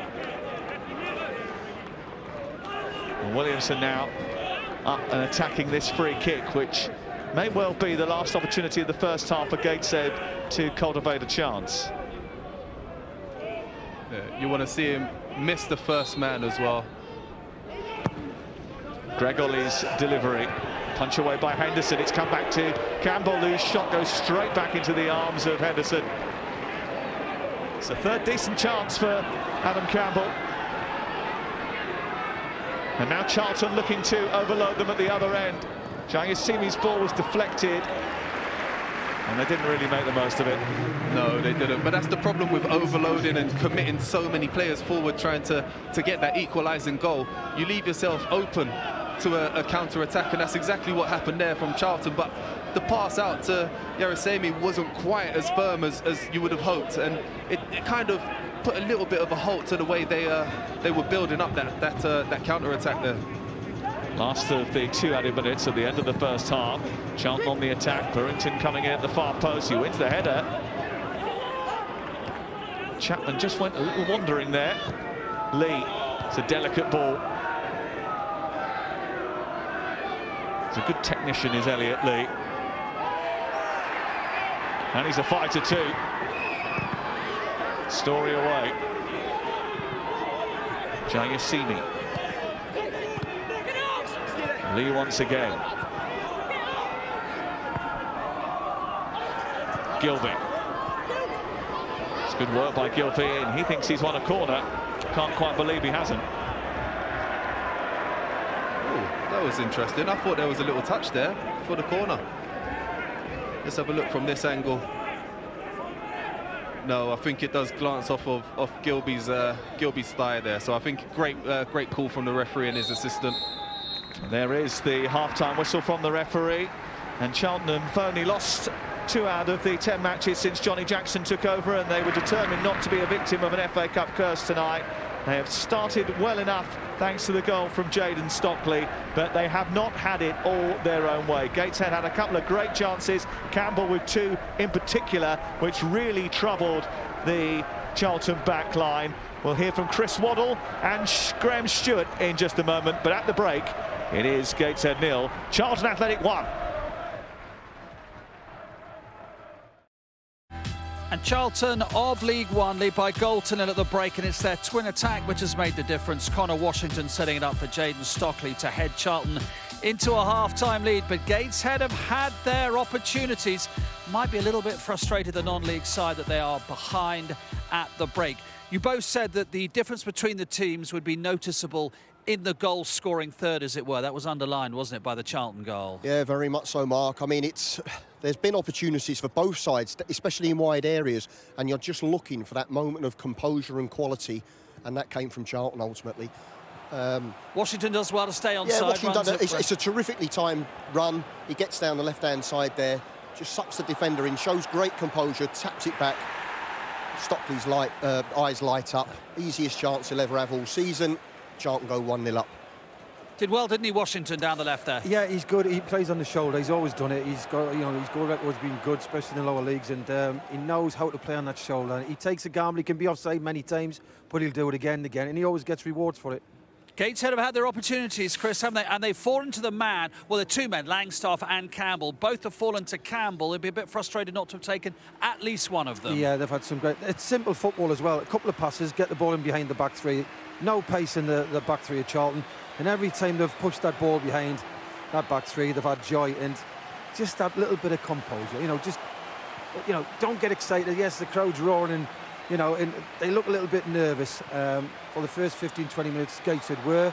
Now they've cut one down. Now they've relaxed and started to play. As you said, they've had 3 great chances. It was a beautifully fashioned opening, that, wasn't it? Well, I'm just wondering, was there a slight touch off the goalkeeper on the rebound chance there? Maybe there was, maybe there wasn't. But Chris is absolutely right. I think Johnny Jackson will be a little bit disappointed with his back three and the way they've marshalled their defence, or not marshalled it, more to the point. I mean, I don't think the communication's been very good. Any time Gateshead make any run, whether it be a diagonal run, straight one, they've caused Charlton no end of problems. That needs tightening up second half. And what's interesting for me is they're actually playing 3 up against 3. They're not saying to the 2, play wide, stop the wing-backs coming out. They're saying, no, just play narrow against their 3. So it's very hard for the back 3 to get a good lane. They're all marking they've got somebody to mark, every one of them. So as soon as Gateshead then play 1 pass, 2 pass, somebody runs behind, they're in. You'd be dropping it in every time second half, wouldn't you? Unless, of course, they change it about their Charlton. You just look, a couple of passes, tell your strikers, spin. You've got the legs on them, you're going to get more opportunities. You don't need to play to feet. It's interesting, isn't it? Adam Campbell, with that first opportunity, just his first touch wasn't quite good enough. So he had to take a second touch, by which stage he's blocked when the shot comes in. Just those minute differences between non-league and League One. They are absolutely tiny little differences. I mean, there was potentially an opportunity if he absolutely breaks his neck when the guy's breaking down on the right-hand side. It potentially could have been there to tap it in, and he wouldn't need to have done what he did in the end. But, that's the instinct of a player. Can you get yourself in the box for a tap-in? They're definitely still in this one, Gateshead, but they're a goal behind at half-time. Now, interestingly, in the FA Cup, at home, 10 of their 11 goals in the Cup this season have come in the second half. They need one in the second 45. It's on the way. One up here, and the other second round tie being played this evening. Rotherham, top of League One, taking on Stockport County, 8th in the National League. Rotherham 1 up at the break. Michael Smith scoring just before half-time. Ben Watson was with us at Solihull Moors for the first round replay. He scored in the FA Cup final, the winner for Wigan against Manchester City. Chris with us tonight has scored in the Cup final for Sheffield Wednesday. Graham has won the FA Cup. And I'm going to score in the Cup final in my next life. I think that's the way it's probably going to work. As we rejoin our commentary team for the second half. Lots to look forward to here with Jermaine Beckford and Sam Matterface. Yeah, and Ben Watson isn't the only member of the Charlton Athletic squad that has been involved in an FA Cup final. Elliot Lee went to watch his dad in 98 and 99 playing the FA Cup final, and Pap Soiree was involved for Crystal Palace against Manchester United not so long ago. Played the whole match at Wembley on the losing side.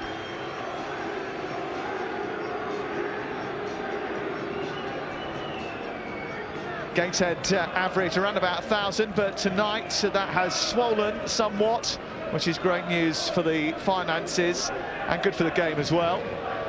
And in terms of the finances, it'll be great for Mike Williamson to be able to think about adding to his squad as the season progresses, as they look for promotion from the National League North, but also because they're going to be able to put a roof on the stand that we're in on the opposite side to those dugouts. There is the framework of a roof, but there is not a covering so far. So the Charlton fans that are alongside us in this particular part of the ground, if it does rain tonight, although they tell me there's not much chance of that, well, they will get a little bit wet. Now, the good news for all involved of a Gateshead persuasion is that the Heed, as they're usually known and locally known, usually flourish in the second half. They've scored 13 of their 17 FA Cup goals this season in the second half, Jermaine Beckford. Well, that shows that they're a fit bunch of lads, and that's exactly what we want to see here today. Look at that, what a great start that is. Get Charlton on the back foot, lovely run into the channel there, and a beautiful pass in behind the Charlton back line to win a throw-in straight away after 10 seconds. It's good work by Deji Eliweri to get ahead of Campbell, who has been a bit of a thorn in the Charlton side, especially in that first half. And they're coming forward again here. Step over by Ollie, and it's hit back, it comes back, and it's wide. What a chance. What a brilliant setup for the second half already. Look at that, beautiful save, great strike, beautiful save, but you expect a little bit better than that. Well, from Langstaff, sorry. Oh, he's mishit it, he's let it hit the end of his foot by his toes rather than really getting his heel onto the ball and punching the ball in. Atkinson's effort was well repelled by Stephen Henderson, but Macaulay Langstaff, who has 4 goals in 6 appearances in the FA Cup before today, this campaign, has had a golden chance to get Gateshead back on level terms, and they've had a number of opportunities now to pierce that Charlton back line. And it will be slightly frustrating for Johnny Jackson, but even more so for Mike Williamson. Yeah, it will do. Johnny Jackson will be frustrated with the amount of opportunities and chances his side are giving away, but on the other side of it, Mike Williamson will be fuming with the amount of chances that his side are throwing away today as well. They found themselves in some excellent positions with a great opportunity to put themselves level, sometimes possibly even ahead, but they're not taking those opportunities, and if they don't start taking them soon enough, you know, they're going to find that this game is going to get away from them with another Charlton goal. Well, they usually score goals. They've only failed to score in 2 of their previous 19 games this season.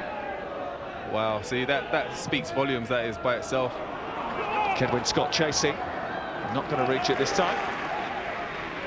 No, I think he started off his run initially offside, but, you know, it's the right idea. The idea is the correct one. Just needed to start back a little bit, like 2 or 3 yards closer to his own goal. Maybe the pass put a little bit less on there as well. but this is exactly the kind of start that I wanted to see from Gateshead today. I wanted to see them coming straight out of the blocks in the second half, the same way they started the first half, really. Handball has been awarded against Owen Bailey.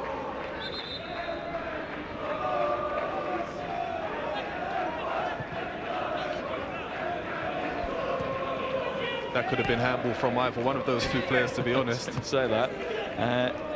From a Newcastle trainee, Owen Bailey, he had a really bad ACL injury which kept him out for 18 months, and as a result of that he sort of saw his Newcastle career stutter to try and revive himself again at the heart of the Gateshead midfield. That's a tricky injury to come back from as well. I've done my MCL a few times, and just knowing that you're going to be stuck in the fitness department in the physio room for 6, 7, 8 months, you've got to be mentally strong and mentally tough to be able to deal with that, and he seems to have come through it really well, and he moves really fluidly as well. It's going to help defend the set piece, which Elliot Lee is going to construct. It's not the best of defensive headers, and it comes back for an effort. Gilby over on that far side. Yeah, you'd have to say that's a little bit of a wasted opportunity there. He's got bags of time at the far post. I think he saw the glory there, Gilby. He needed to take a touch and then assess the situation, see what options he has, and I think the right option would have been to put the ball back in the danger area, inside the 18-yard box, and build from there. Gateshead beat the press from Charlton. Charlton have it back again. Stockley chasing. Louis Story, who was leading the team talk at half-time, puts the ball out of play for another Charlton throw. And do you know what? From the team talk as well, you have to say the boys respect him so much. Just watching the way they were all listening to him, and they were just focused on every word and hanging on every word that he was saying. You know, I think that speaks volumes about his standing in this team. Yeah, he's a well-respected fella, and he's also Gateshead #2 goalkeeper. I like that. Just in case they haven't got a replacement, he was quite happy to step up. Do you know what? To do it yet, though. I'm quite happy doing that. I don't think the managers will let me, though.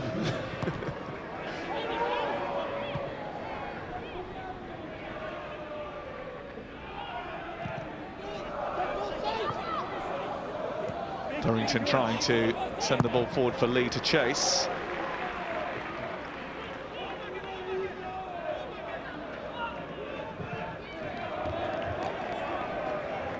Yeah, what I like so far is seeing Gateshead, as soon as they lose the ball goes towards any of the Charlton centre halves. They're squeezing right up the field. They're putting a lot of pressure on them as well.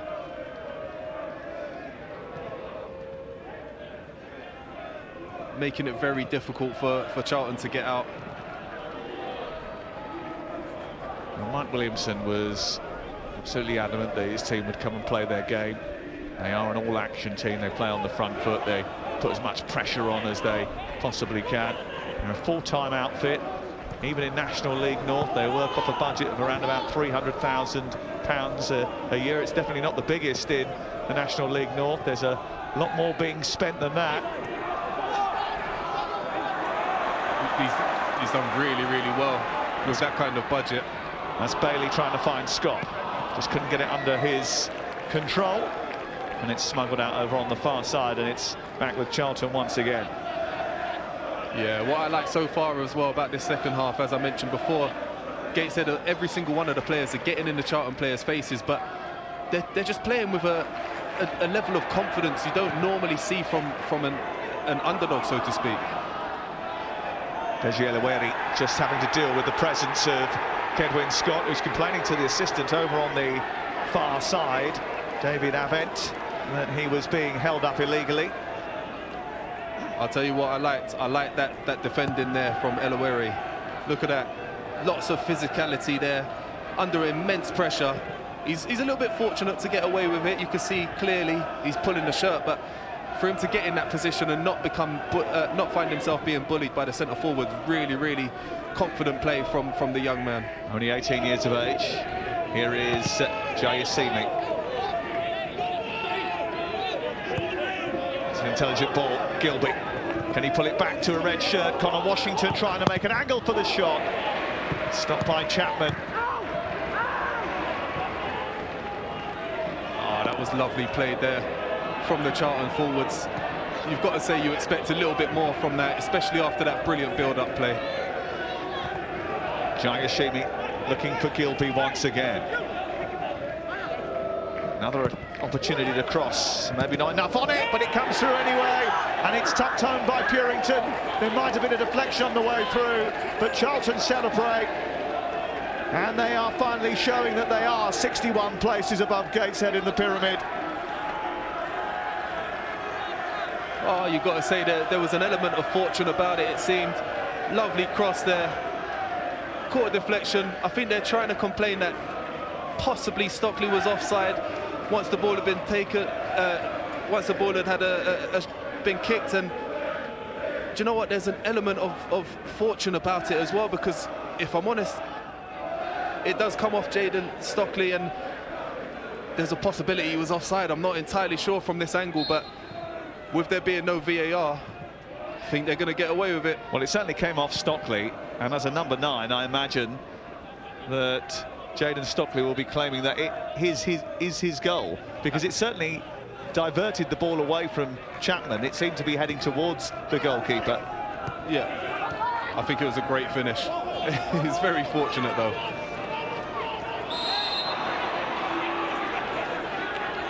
Offside flag is up against the Gateshead forward, but is Stockley offside? Right, so here he looks like he's onside. It's a great ball. Drifts offside after the touch, but that doesn't count. And I think it's tight. I think it's tight. I'm going to be in the strikers' union again and say he was onside. It was a really well-timed turn.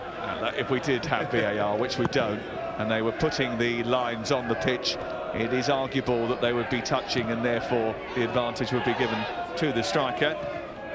And we have given the goal to Ben Purington, but we'll see what happens once the dubious goals panel get hold of it. Yeah, I think that's going to have Stockley's name written all over it, to be honest with you.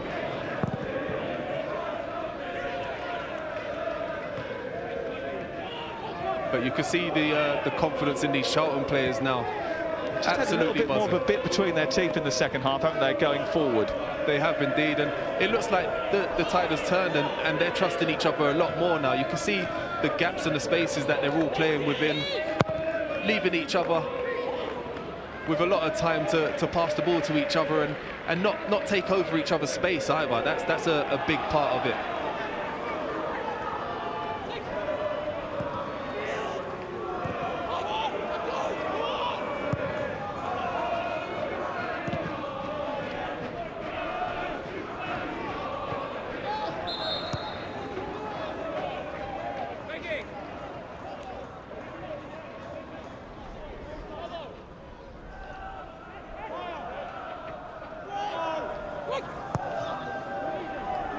This is what I feel Gateshead need to do a little bit more. Look at the numbers that they've got going forward.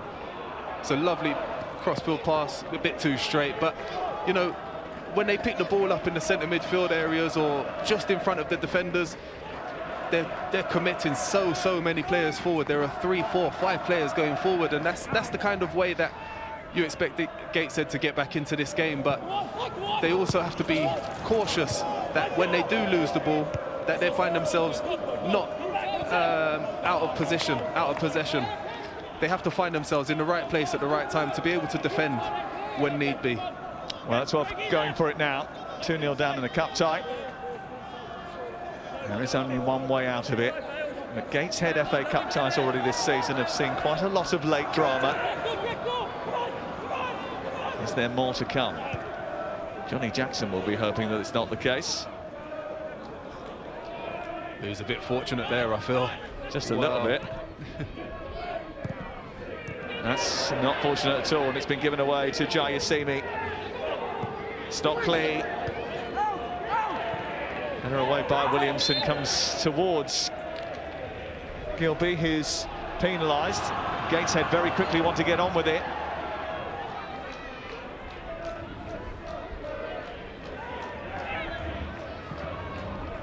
It's a deep ball out to Campbell. His chances in the first half, certainly now, will be the ones that Mike Williamson and his staff look back on at the end of this game as chances that they could have taken. Nicholson just stalling slightly, and Jayasimi was quickest to it. And he is penalised for the foul on the Charlton winger.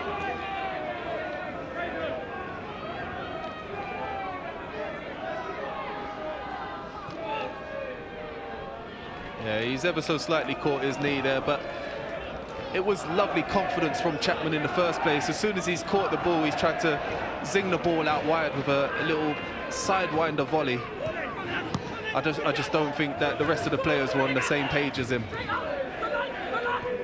Well, he's seen a lot of the ball tonight, Jayasimi, and he has caused problems from the right-hand side where Charlton have been strong this season.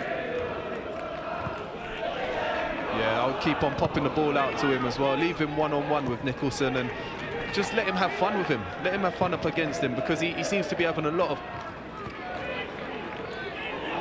success up against him. And Stockley, I think, maybe handled the ball as it came back towards him, and he has been penalised. Free kick to Gateshead.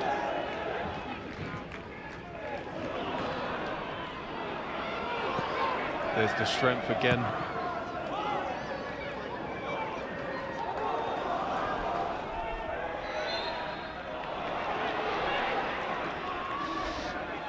Well, Gateshead are run by a fans group now. They've taken a 20% stake in the club. Local businessmen came along at just about the right time to rescue the club a couple of years ago when the previous owner ended up getting them demoted.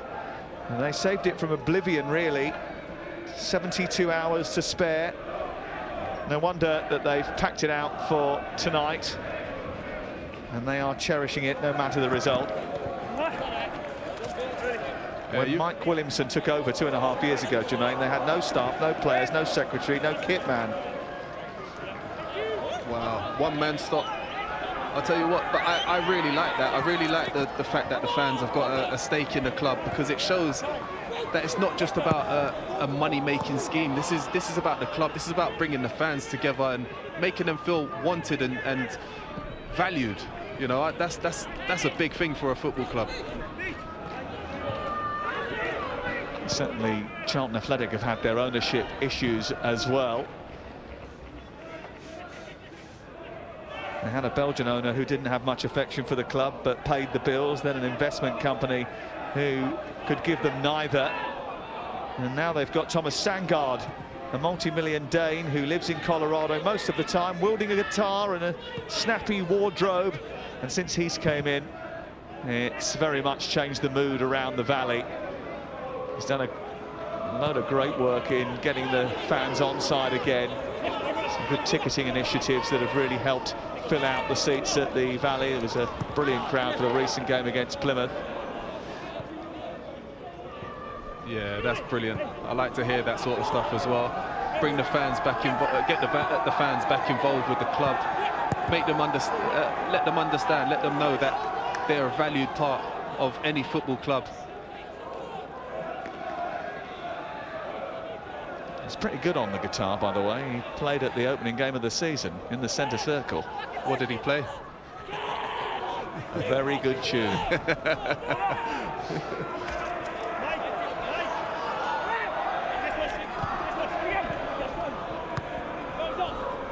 Langstaff. Williamson's clearance comes straight back to him.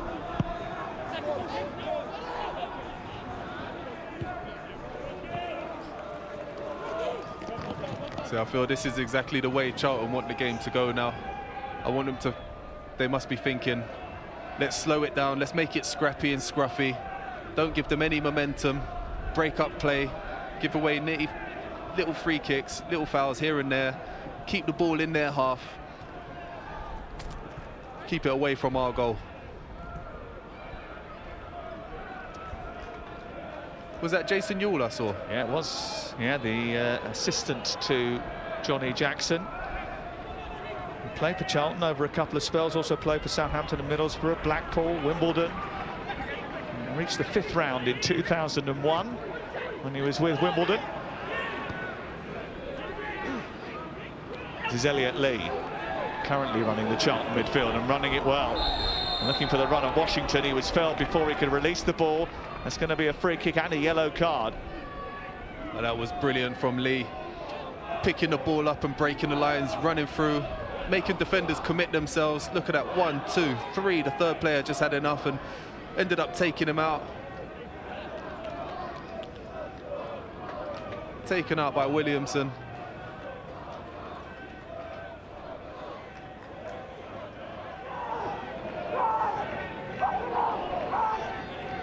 Right. Construction opportunity for Charlton to try and conjure something. There is Elliot Lee standing over the ball. He's on loan from Luton Town. Very much loves Charlton Athletic after seeing his dad play there for so many years. The last FA Cup goal was against Gateshead. Might have an opportunity to get another one.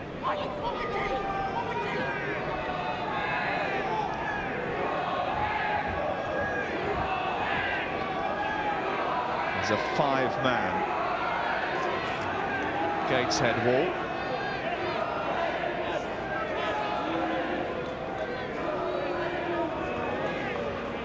The referee now happy with the formulation of that. Get the sense that Lee fancies testing Jacob Chapman here.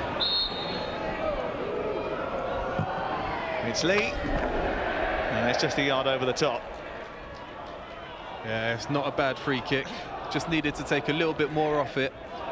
He's tried to lift it up and over the wall and get it dipping down just in time to trouble the goalkeeper there. But Chapman had it covered, didn't he?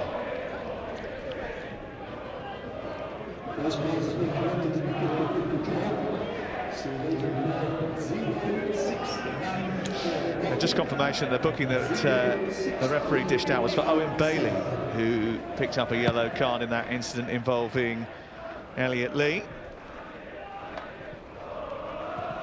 First booking of the night. Langstaff racing away again down that right-hand side and trying to cause trouble, but he's run out of room.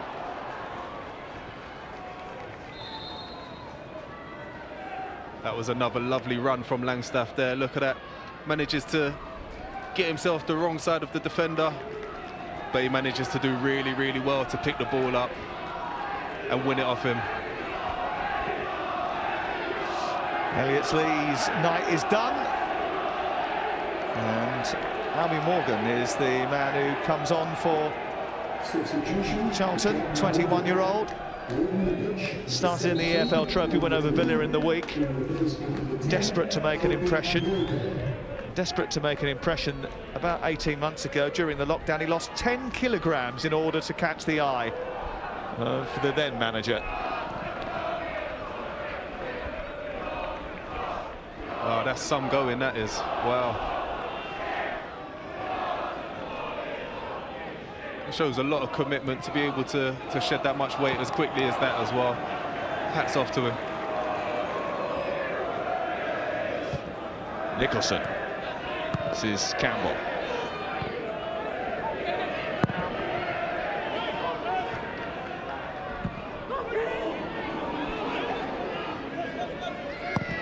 Henderson clearing. Gilby. Morgan gets his first touch. This is Jobson. We're starting to see Charlton taking charge of that centre midfield area now as well. Popping the ball about left to right, right to left. Very unlucky not to have found him in that channel there. Just got a grip of the game in the second half, haven't they? Charlton, their quality has started to show. And they are a team that started the season with promotion ambitions. Those might have been a little bit checked in the last few months, but Last Saturday's defeat to Shrewsbury was the first time they've lost in a while. Getting to the playoffs is still a possibility. Change for Gateshead.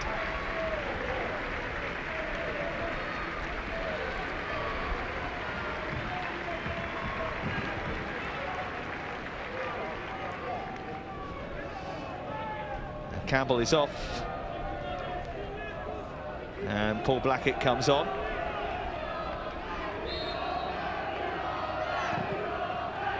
He's been limited to a handful of appearances because of niggling injuries all season, Paul Blackett. But he'll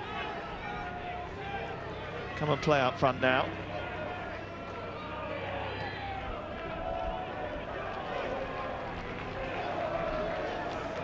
And the other change confirmation that Luke Williams is on after the substitution of Dan Ward.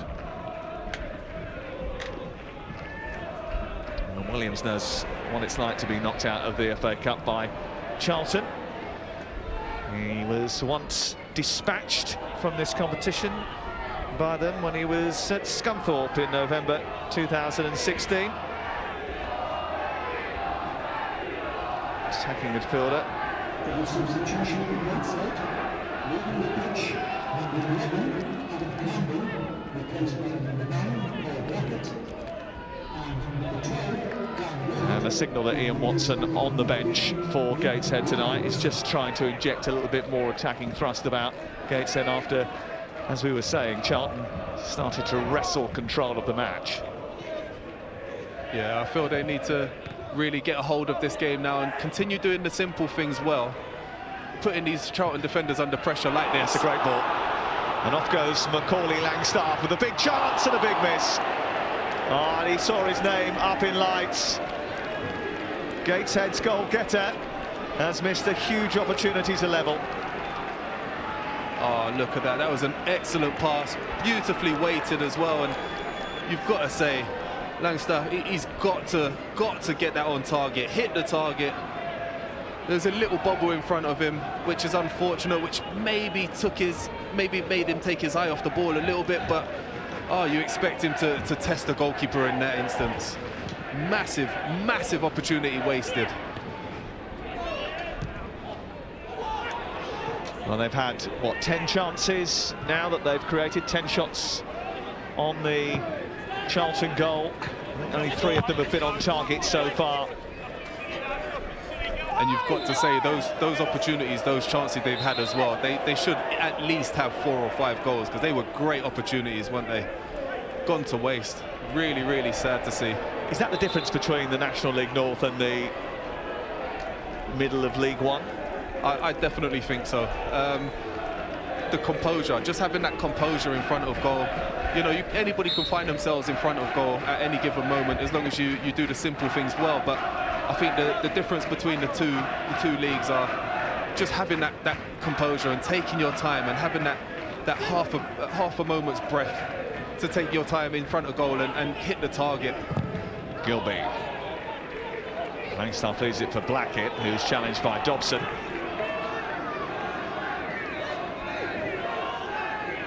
Gateshead have been really good in front of goal today. Campbell, Langstaff, Scott as well. You've got to say they've been really good. Found themselves in strong positions. Durrington with a cross, which is not going to reach either Stockley or Washington. Yeah, sorry, just found themselves in great positions, but it's the final pass or that final shot just goes to waste.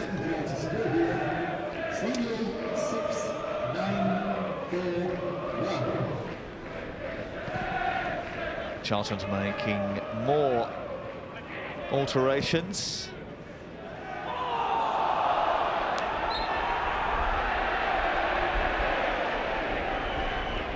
Foul by Washington. I think it was a handball, actually.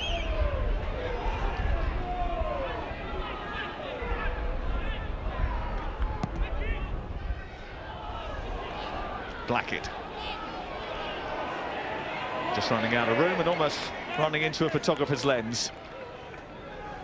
Yeah, that's exactly what you want to see there from Blackett. He's just come on and he's running in behind Elawere.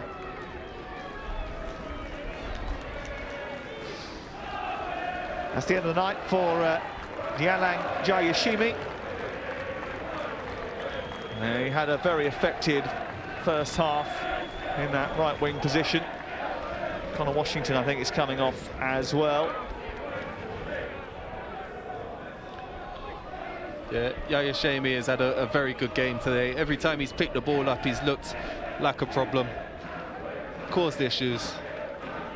And the two players coming on, Josh Davison, who's scored in each of his last 3 FA Cup appearances, including in the first round against Havant and Waterlooville, who were brushed aside pretty easily by Charlton. And Jonathan Lico. And we've had a conversation with him today. It's definitely Jonathan Lico, despite the fact that everyone calls him Jonathan Lecco. I'm guilty of that as well. It's definitely Lico. I'll apologise to him next time I see him. And here he is on the ball.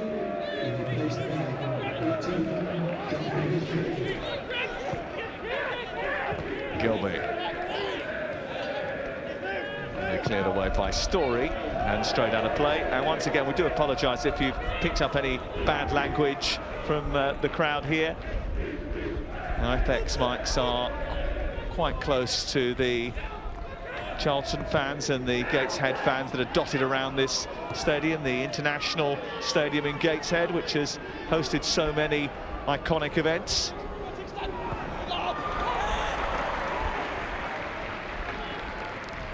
Lovely tackle there from Tinkler. Just timed it to perfection. He was brought into the side tonight, Tinkler, just to add a little bit of nous and defensive stoutness. Charlton so effective down the wings and showing that again. Maybe just a little bit too aggressive from Purrington on that particular occasion.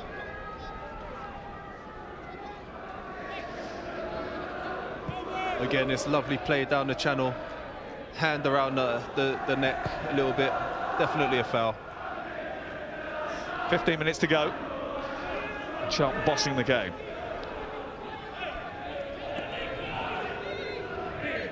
Lico on loan from Birmingham.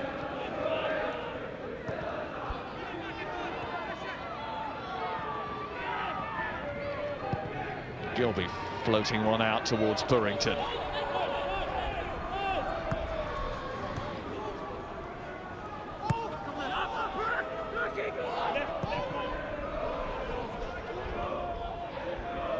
Claire immediately closed down by Scott. Blackett full of running. Elawere has done really, really well today. He's been under a lot of pressure, physical pressure, runs in behind him. Lico trying to cause more problems for the Gateshead backline, twisting, turning, and then almost twisting himself into a knot. Oh, you've got to feel for him here. Lico sets himself, lines himself up, goes down the channel, chops the ball back really, really well.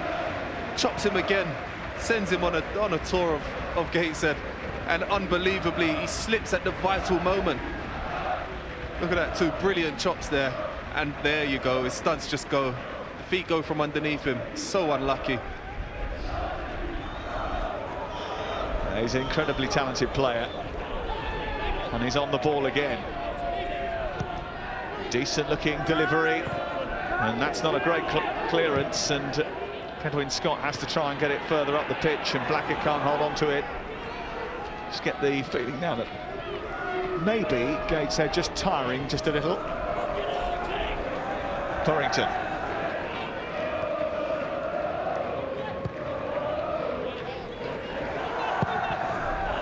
Dobson trying to float one towards the far post. Blackett trying to outpace Elawere. That's been a great battle today, those two. He only signed a professional contract at the beginning of November, Deji Elawere. Wow. You could see, clearly you could see why. He's shown a lot of composure on the ball.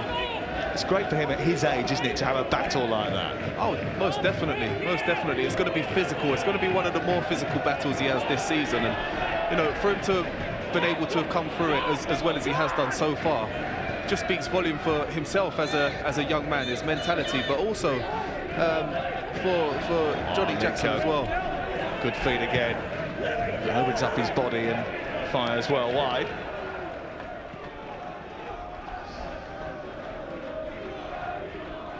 Here's Lico again, lovely little step over move.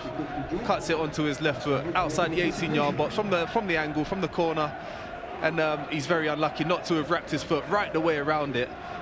He might have just caught it a bit too flush, a bit too cleanly with his laces and sent it high and wide. Yeah, I think he found the long jump pit. Yeah, it is also the home of the Gateshead Harriers Athletics Club. Purrington's just gone for a high jump. Also the home of Gateshead Storm Rugby Club. It's hosted Olympians in the past, Seb Coe, Paula Radcliffe, Chris Akabusi. You saw pictures of Linford Christie and Carl Lewis, championed by Brendan Foster. A couple of your favourites have played here as well, Tina Turner.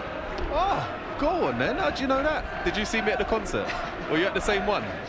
The Police were here in 1982, it's a bit before your time. It was a year before my time. And Guns N' Roses rocked this stadium at their height in 1992. Rock and roll. I like that. I like that. Who was opening for him? Soundgarden. Nice. That was a test and you passed it with flying colours.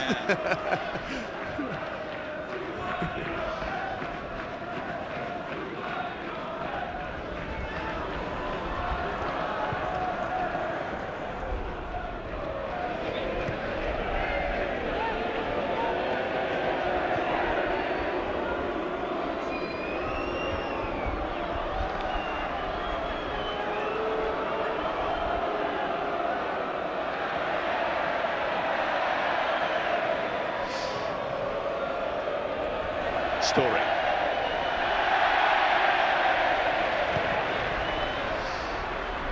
Well, if you're wondering what the noise is inside the stadium, there is a transgressor who's broken into the stadium and is now being chased around off camera by a couple of stewards. And he was on one of the hills, which is in between two of the stands here, and he slipped down it. And as a result of that, there was a huge cheer from a number of supporters in his direct vicinity. Meanwhile, there's a bit of a problem here for Macaulay Langstaff, which is a bit of an issue for Mike Williamson, because the last thing he'll want is to lose him to injury. He's run himself into the ground tonight. Does look as if he's coming off, and he's going to be replaced for the final few minutes by Connor Panny. 18 years of age, who's been promoted from the academy. It wasn't too long ago he was studying for a BTEC in sports coaching at Gateshead College. And he's about to come on to replace Macaulay Langstaff, who I think will be thinking about that big chance that he had in the second half for quite some while.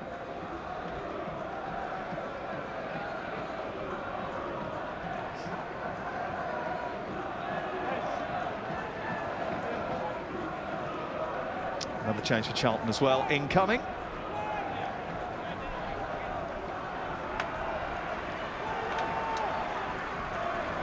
And there is Papsoire, an FA Cup finalist with Crystal Palace. Joined in September 2016, he was in the Crystal Palace team. There's confirmation of the Gateshead change. Langstaff, I think, having a bit of a hamstring trouble.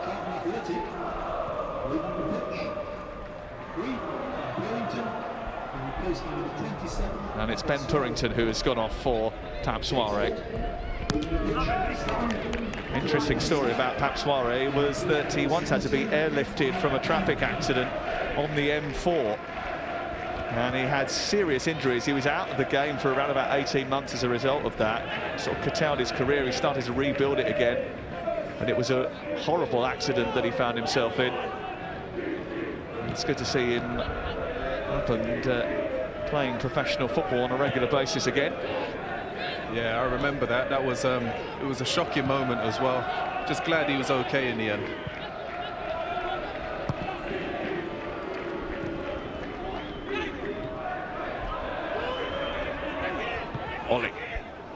It's a good ball for Blackett to chase, but Henderson was smartly off his line and read the danger and gone out very quickly.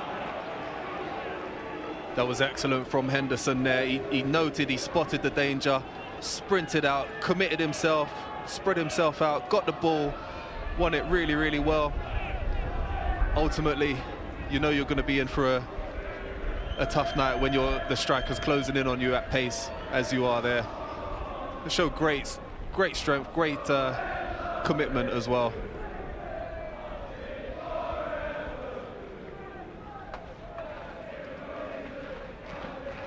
Now Henderson just being checked to make sure he's okay. Also wastes a few precious seconds. And trust me, that is Alan Shearer, wearing his mask and his hat. And sitting and watching Gateshead tonight, he's keeping an eye on a family friend in Elliot Lee, who's since departed the scene. But Alan played in the cup final with Elliot's dad in '98 and in '99. What players they were as well, by the way. Yeah, and they formed a good friendship, I think, at the time, and they've kept that going. And the kids very much sort of grown up together. Elliot and Ollie, and both of them playing professional football. I think he would have been a little bit happier had he stayed on for 90 minutes tonight. Yeah, he's smiling inside, I think. I've always enjoyed being substituted off as well, so I feel his pain.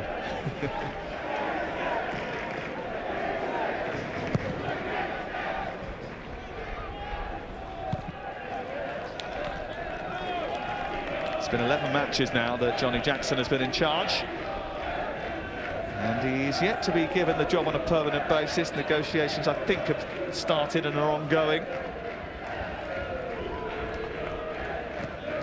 It's a long time, isn't it? 11 games as a caretaker. It is, yeah. They are a club that feel as if and believe as if they can be operating at a higher level than which they currently are at in the middle of League One. They spent 7 seasons under Alan Kirbishley in the Premier League in the early 2000s. And you can understand why the new owner believes that there is potential there. You would like to think after 11 games you're doing something right or wrong, so maybe it'll be an opportunity, a moment, the right time to either say yes, the role is yours, or no, it's not for you. Well, certainly between the two of them, the new owner and Johnny Jackson, they've seemed to have really lit the fires of expectation again at the Valley.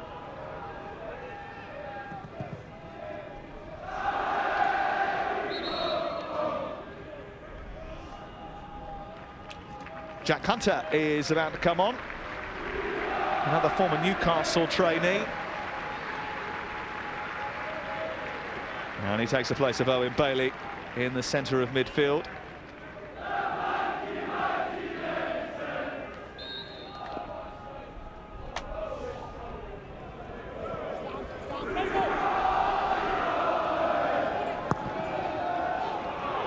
Oh, what a pass that is. Blackett on the run. And Elliot certainly committed himself and may have committed quite a significant foul. It's just the yellow card for Elliot. Is that the right call? Oh, that's a difficult one to call because it was a great pass. Look at that. Blackett showed excellent pace, and it looks like he slowed down right in front of the young man Elliot. Just a little bit, just enough to make contact. Well, he's not denying a goal-scoring opportunity, is he? Because in that law, it has to be the next action that leads to a goal, and Clare was coming round the back as the covering defender, so a yellow card is probably the right call. I think it was. I think he's very unfortunate. If he could have stayed on his feet, I think that would have been a much better opportunity, a much better option. However, it was a brilliant moment there for Blackett, and Elliot has got to be wary of situations like that growing up. Well, Gateshead, as I mentioned earlier, have seen late goals and drama in their previous FA Cup ties this season. They conceded an equaliser with the final kick in the 5th minute of stoppage time in their previous round here. And they'd led 2-0 themselves going into the 83rd minute. Can they complete a rescue act? Ollie to the far post, and they've hit the crossbar, and that's a brilliant save from Henderson. For the second time, it's still a scramble, and eventually Charlton get it away. It's a double save from Henderson, and the crossbar was hit as well. Oh, what an opportunity that was. Humongous from the free kick. I think Williamson managed to get the back of his head to the ball, hits the crossbar. The ball ricochets out. Well, it's several chances all in one, isn't it? It is indeed. Brilliant header, right back on target. What a save that was. He managed to get back up onto his feet. Henderson, bang, another save. Lovely, really, really well done. Williams was very unfortunate there against Davison. Managed to clear it off the line. Brilliant defending, but very unlucky there from Gateshead. Williamson, Story and Jack Hunter probably having the best of the three opportunities that Gateshead carved out in a matter of seconds, all thwarted by Stephen Henderson and the frame of the goal. And that would have set up some finish here at the Gateshead International Stadium.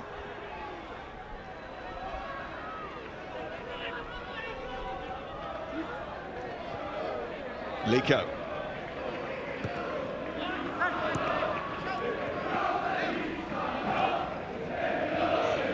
Gilby. Lico again, shrugging aside the attentions of Hunter. Morgan went to shoot and was dispossessed by Louis Story. Yeah, it was definitely the wrong option there. I think he should have put the ball out wide. Soiree was there, he was on.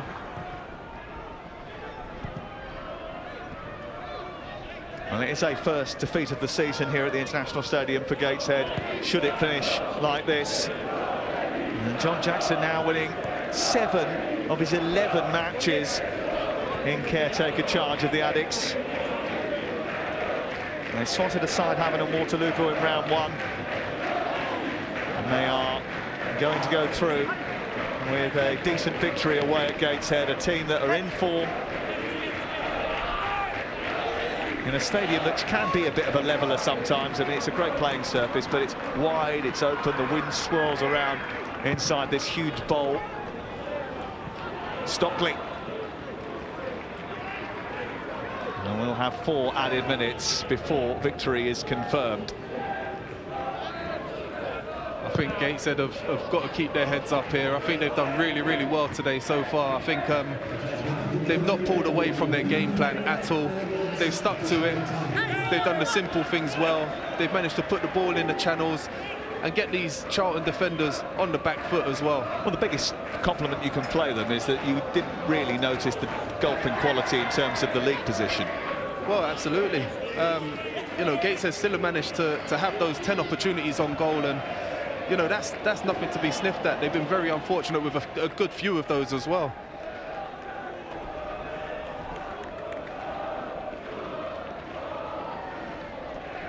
But when you're up against a team that are able to take those opportunities that you haven't been able to, you know, that's going to be the defining factor. Well, I think they'll take heart from their performance tonight. They've got a big league game against York next week. Charlton have got Ipswich at home on Tuesday night. Mike Williamson very much talking about the fact that that York game was coming round the corner quickly.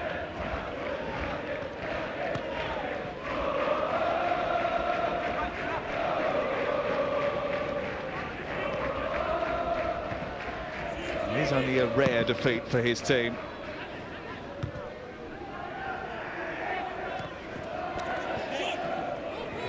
And it does appear that the Strikers Union has come good again. Looks like Jayden Stockley has been awarded that second goal. Yeah, just as I thought. He'll be on a hat-trick now. He'll be looking for the hat-trick goal. Here he is, playing the ball against the arms of Louis Story. He's trying all sorts now. The ball was rolling to him, flicked it up with his right foot, tried to volley it over the defender's head with his left foot. Full of confidence. It's 13 goals for the season now for Jayden Stockley, which is a good return at this stage of the campaign. Gilby. Back from Davison. There's a bit of space out wide for Soiree.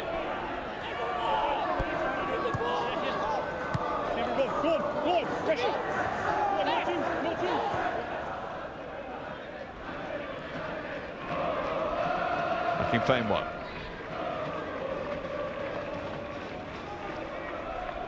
I think Charlton have done very well this second half. They turned the game into a boring one without too many chances. They slowed the tempo down a lot, not giving Gateshead anything to really build their confidence back up, but that's exactly the kind of thing you would want, having been a goal up at half-time and to have gotten that second goal as well. So really, really well-managed game there from Charlton in the end.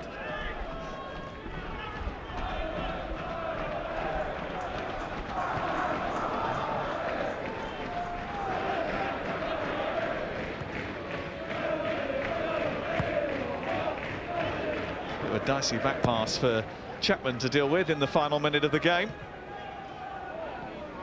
Stockley sensing another opportunity. Now Gilby, who's grown into the game, has won a free kick, which will probably end up being the last kick of the night's action.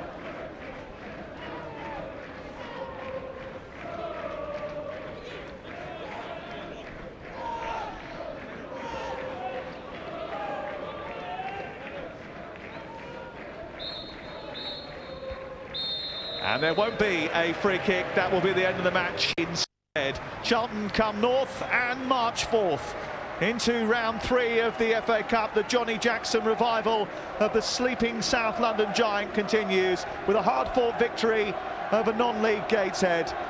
Jayden Stockley with the goals that give Charlton their first away win in the FA Cup since February 2014. Disappointment for Mike Williamson and Gateshead, who I'm sure would have learnt a lot tonight. It won't make or break their season, but it would have helped at least fund it, and maybe some improvements to the stadium as well. No giant killing at the International Stadium in Gateshead. We will hear from Chris Swaddle and Graham Stewart in just a moment, but it's finished in victory for League One Charlton. 2 goals from Jayden Stockley have got them over the line, and it's finished here in the northeast. Gateshead 0, Charlton 2. We'll be back in a moment. Charlton Athletic into round 3 here at Gateshead on this Friday night in the Cup. Jayden Stockley with both goals. A header in the first half, which he very much meant. And in the second half, one which he didn't, but he's claiming it. It's his goal. And that was enough for Charlton to go through to the 3rd round draw on Monday night. Here's the goal scorer with Gabriel Clark. Jayden, well done. 2-0. Deserved or a bit tough on Gateshead? Do you know what? They were brilliant. First half, they caused us a lot of problems. I think there's a pivotal moment when we scored the first goal. First goal in these ties are always so crucial. So fair play to them. They caused us they had a lot of pace in attack. The young lad at centre half, Deju, I thought he did brilliant. Stood up to the test really well. So we're all proud of him. But just thankful to get through. You got the 2 goals. What did you know about the second? Rightfully so. It just hit me and went in. But I was trying to look at the lines. I don't know if I was offside or not, but it just hit me in the side and went in. But there's no chance you're taking that one off me. You're under a great run of form under Johnny. Yeah. Do the players hope there's a decision soon, one way or the other? Yeah, they do. That's the decision. That's how we're feeling in the camp. We're all behind Johnny. We've loved him since he was a coach here, and he's taken the next step to manager, and he's got everyone behind him. We love him to bits and hope that he gets the job. You're in the 3rd round. Who do you want? Pick a club. Yeah, it'd be nice to go back to Bournemouth. Bournemouth away would be a nice one. Well done. Cheers, thank you very much. Well, that makes a change to Manchester United at home, doesn't it, and Tottenham at home.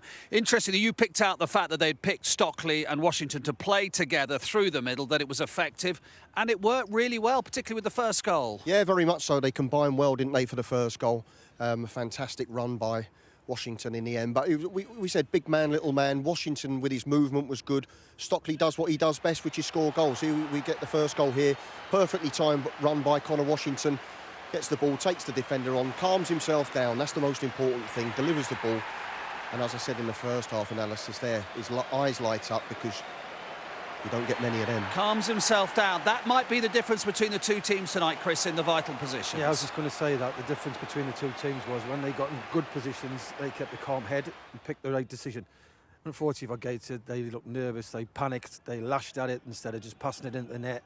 And they've had some glorious chances, and they could have won the tie. I've got to say, Charlton still controlled the game, but Gates has had some wonderful chances. Now, we didn't know much about the second, Jayden, Stockley, and you will know that Stockley Park is a well-known place now. So the park named after him, the fact that we weren't using it tonight's come to his rescue because his right foot's probably offside. He's off, isn't he? I mean, Jayasir puts the ball in the box. It's not a particularly great ball. The defender flicks it on.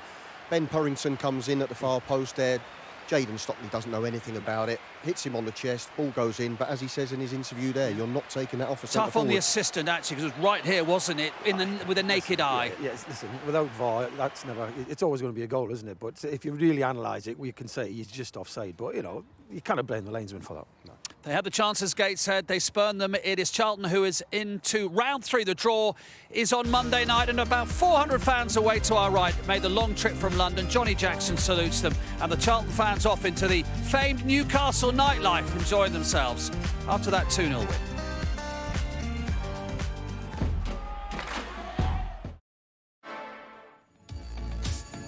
Tonight's results then: Gateshead beaten here by Charlton, and in the other match, former Gateshead player Michael Smith with the winner as Rotherham beat Stockport by 1-0. Let's hear from the Charlton boss, Johnny Jackson, with Gabriel Clark. Johnny, well done. First team to win here this season. Was it as comfortable as it might have been, or were you a little bit edgy at times? It was an edgy game. It was a really tough fixture for us. They caused us a lot of problems, as we knew we would. They had great support. They're strong here, aren't they? And they've got a great record this season, so we knew they'd cause us problems. They've caused us more than I wanted, to be honest. They'll probably wonder how they haven't scored a goal on the night. So my goalies had to make some good saves right at the deft there, and yeah, I mean, credit to them. I was really, really impressed with them. And a word on your 18-year-old centre-back, Gateshead. He was praised by Jayden for his performance tonight. Do you share that? Absolutely, yeah. Deji's one that we got high hopes for. He's a grounded young man, but he's got bags of potential, and I saw this as a good opportunity to get him in the team, and I knew he wouldn't let me down. And I just said to him in there, they give you a tough evening because they keep you honest, and they've got some good movement up front, and he's had to defend really well, and he's done it. And by the time the third round comes around, then do you hope to have got the job? Speaking to your captain, he said the players would like a decision and they'd like you to get the job. Well, that's nice to hear. Yeah, I mean, as I keep saying, I've been in good discussions with the owner, and they're moving along nicely, and hopefully we can get something resolved really soon. Thank you. Another step tonight. Well done. Thank you. Third round draw Monday night. Let's have a look at those chances, Chris. Right at the start of the second half, in the first minute of the second half, Campbell had missed 2 in the first half. Langstaff in the second, right at the beginning. Yeah, it's a decent effort on goal. He hits the target, that's all he can ask. I think the goalkeeper's made a little bit of a mess of it, I've got to say. He should push it away. He's pushed it right out in front of Lonta, and that is a terrible finish. I mean, you don't want to say that again. That is a start of the second half as well. That puts him straight back into the game. What an opportunity. And they caused them problems all night running in behind, and then this is another one. Maybe just lift it. Bit of quality there. He's rushed it again, snatched at it, high and wide. And here, this is a great bit of goalkeeping. To be fair, this is Hunter with the header. That is a great reaction save. It's a terrific save from Stevenson. It really is. Stephen Henderson. Fantastic save. Comes off the crossbar, but he reacts well to it. Instinctive save. Does really, really well to push it out. In terms of quality and quantity of chances, Chris, Gateshead had more of them. Yeah, I thought Charlton looked the more accomplished side. But when you look at the chances and you analyse the game, the manager of Gateshead will be thinking, how have we not scored 2 or 3 goals tonight? Absolutely. We'll be here for another 100 years. This game will never change, will it, in terms of what it's all about? I mean, you know, Gateshead are going to go to bed tonight, ruin the chances that they've missed, because this game could have been totally different. Charlton did control big chunks of the game, but goals change games, and Gateshead could have easily come out of here with a different result tonight. Let's hear from their player-manager, probably a bit frustrated, Mike Williamson, with Gabriel. Mike, is there a sense of a missed opportunity in that dressing room tonight? Yeah, I think so. I think lads, very disappointed in there. But also said and done, I'm immensely proud. We didn't come away from our fundamentals and our process, and we kept going, and that's what we've come to see with these boys. The the kind of endeavour, the never give up attitude, but we just fell short. Was it composure in the final third, in the final 10 yards at times? You know, listen, I think the boys have been fantastic all season, and we've been scoring left, right and centre. So I felt as though, yeah, it was missed opportunities, but ultimately we fell short. But, you know, the boys, I think they were fantastic. And what do you want to take from this now? Obviously, in the priority is the league, it's promotion into the National League. What do you hope to take from this cup run? Well, ultimately, I said to the lads, you come in disappointed, feeling as though we should have got something out of the game against a massive club. That's got to give us enormous confidence to go on, and we've got a big game on Tuesday against York. So yeah, it's got to give us every confidence to keep pushing. But we know ultimately it's about us, so it just reinforces the process. Good luck for the rest of the season. Thank you very much. Thank you. Chris, we've talked about the goal scoring, the taking of the goal scoring opportunities obviously is different, but other than that, that's tier 6 against tier 3. And there wasn't a lot in it until you got into the penalty area. No, I think being full time helps. You know, the fitness, they didn't really drop off the pace, did they? They kept going and kept going. And I think that is a massive difference. You know, if they were part time, I think Charlton would have went on and maybe got in a couple of goals, I'll be honest. But it just shows you, if you train full time, they've got some big games coming up. It's a hard league to get out of. They want to get back to the National League. It's going to be very difficult for them. Very quickly, Johnny Jackson, sooner rather than later? Hopefully for Johnny, he's done great. You know, they'll look forward to the draw on Monday night and then back to business in the league. Gents, thank you very much indeed. Been a really enjoyable evening here, and a reminder of the rest of the FA Cup coverage this weekend. A doubleheader on Sunday, 11:30 a.m. on ITV and ITV Hub. It's Rochdale against Plymouth. Then at 4:30 on ITV4, Salford City and Chesterfield. And we have the third round draw live from 6:45 on Monday, and that is followed by the non-league clash between Boreham Wood and St Albans. And of course, the third round draw means the big boys are in the hat. Hope you've enjoyed our evening here at Gateshead, and we'll do it all again on Sunday as the FA Cup continues on ITV. Bye-bye.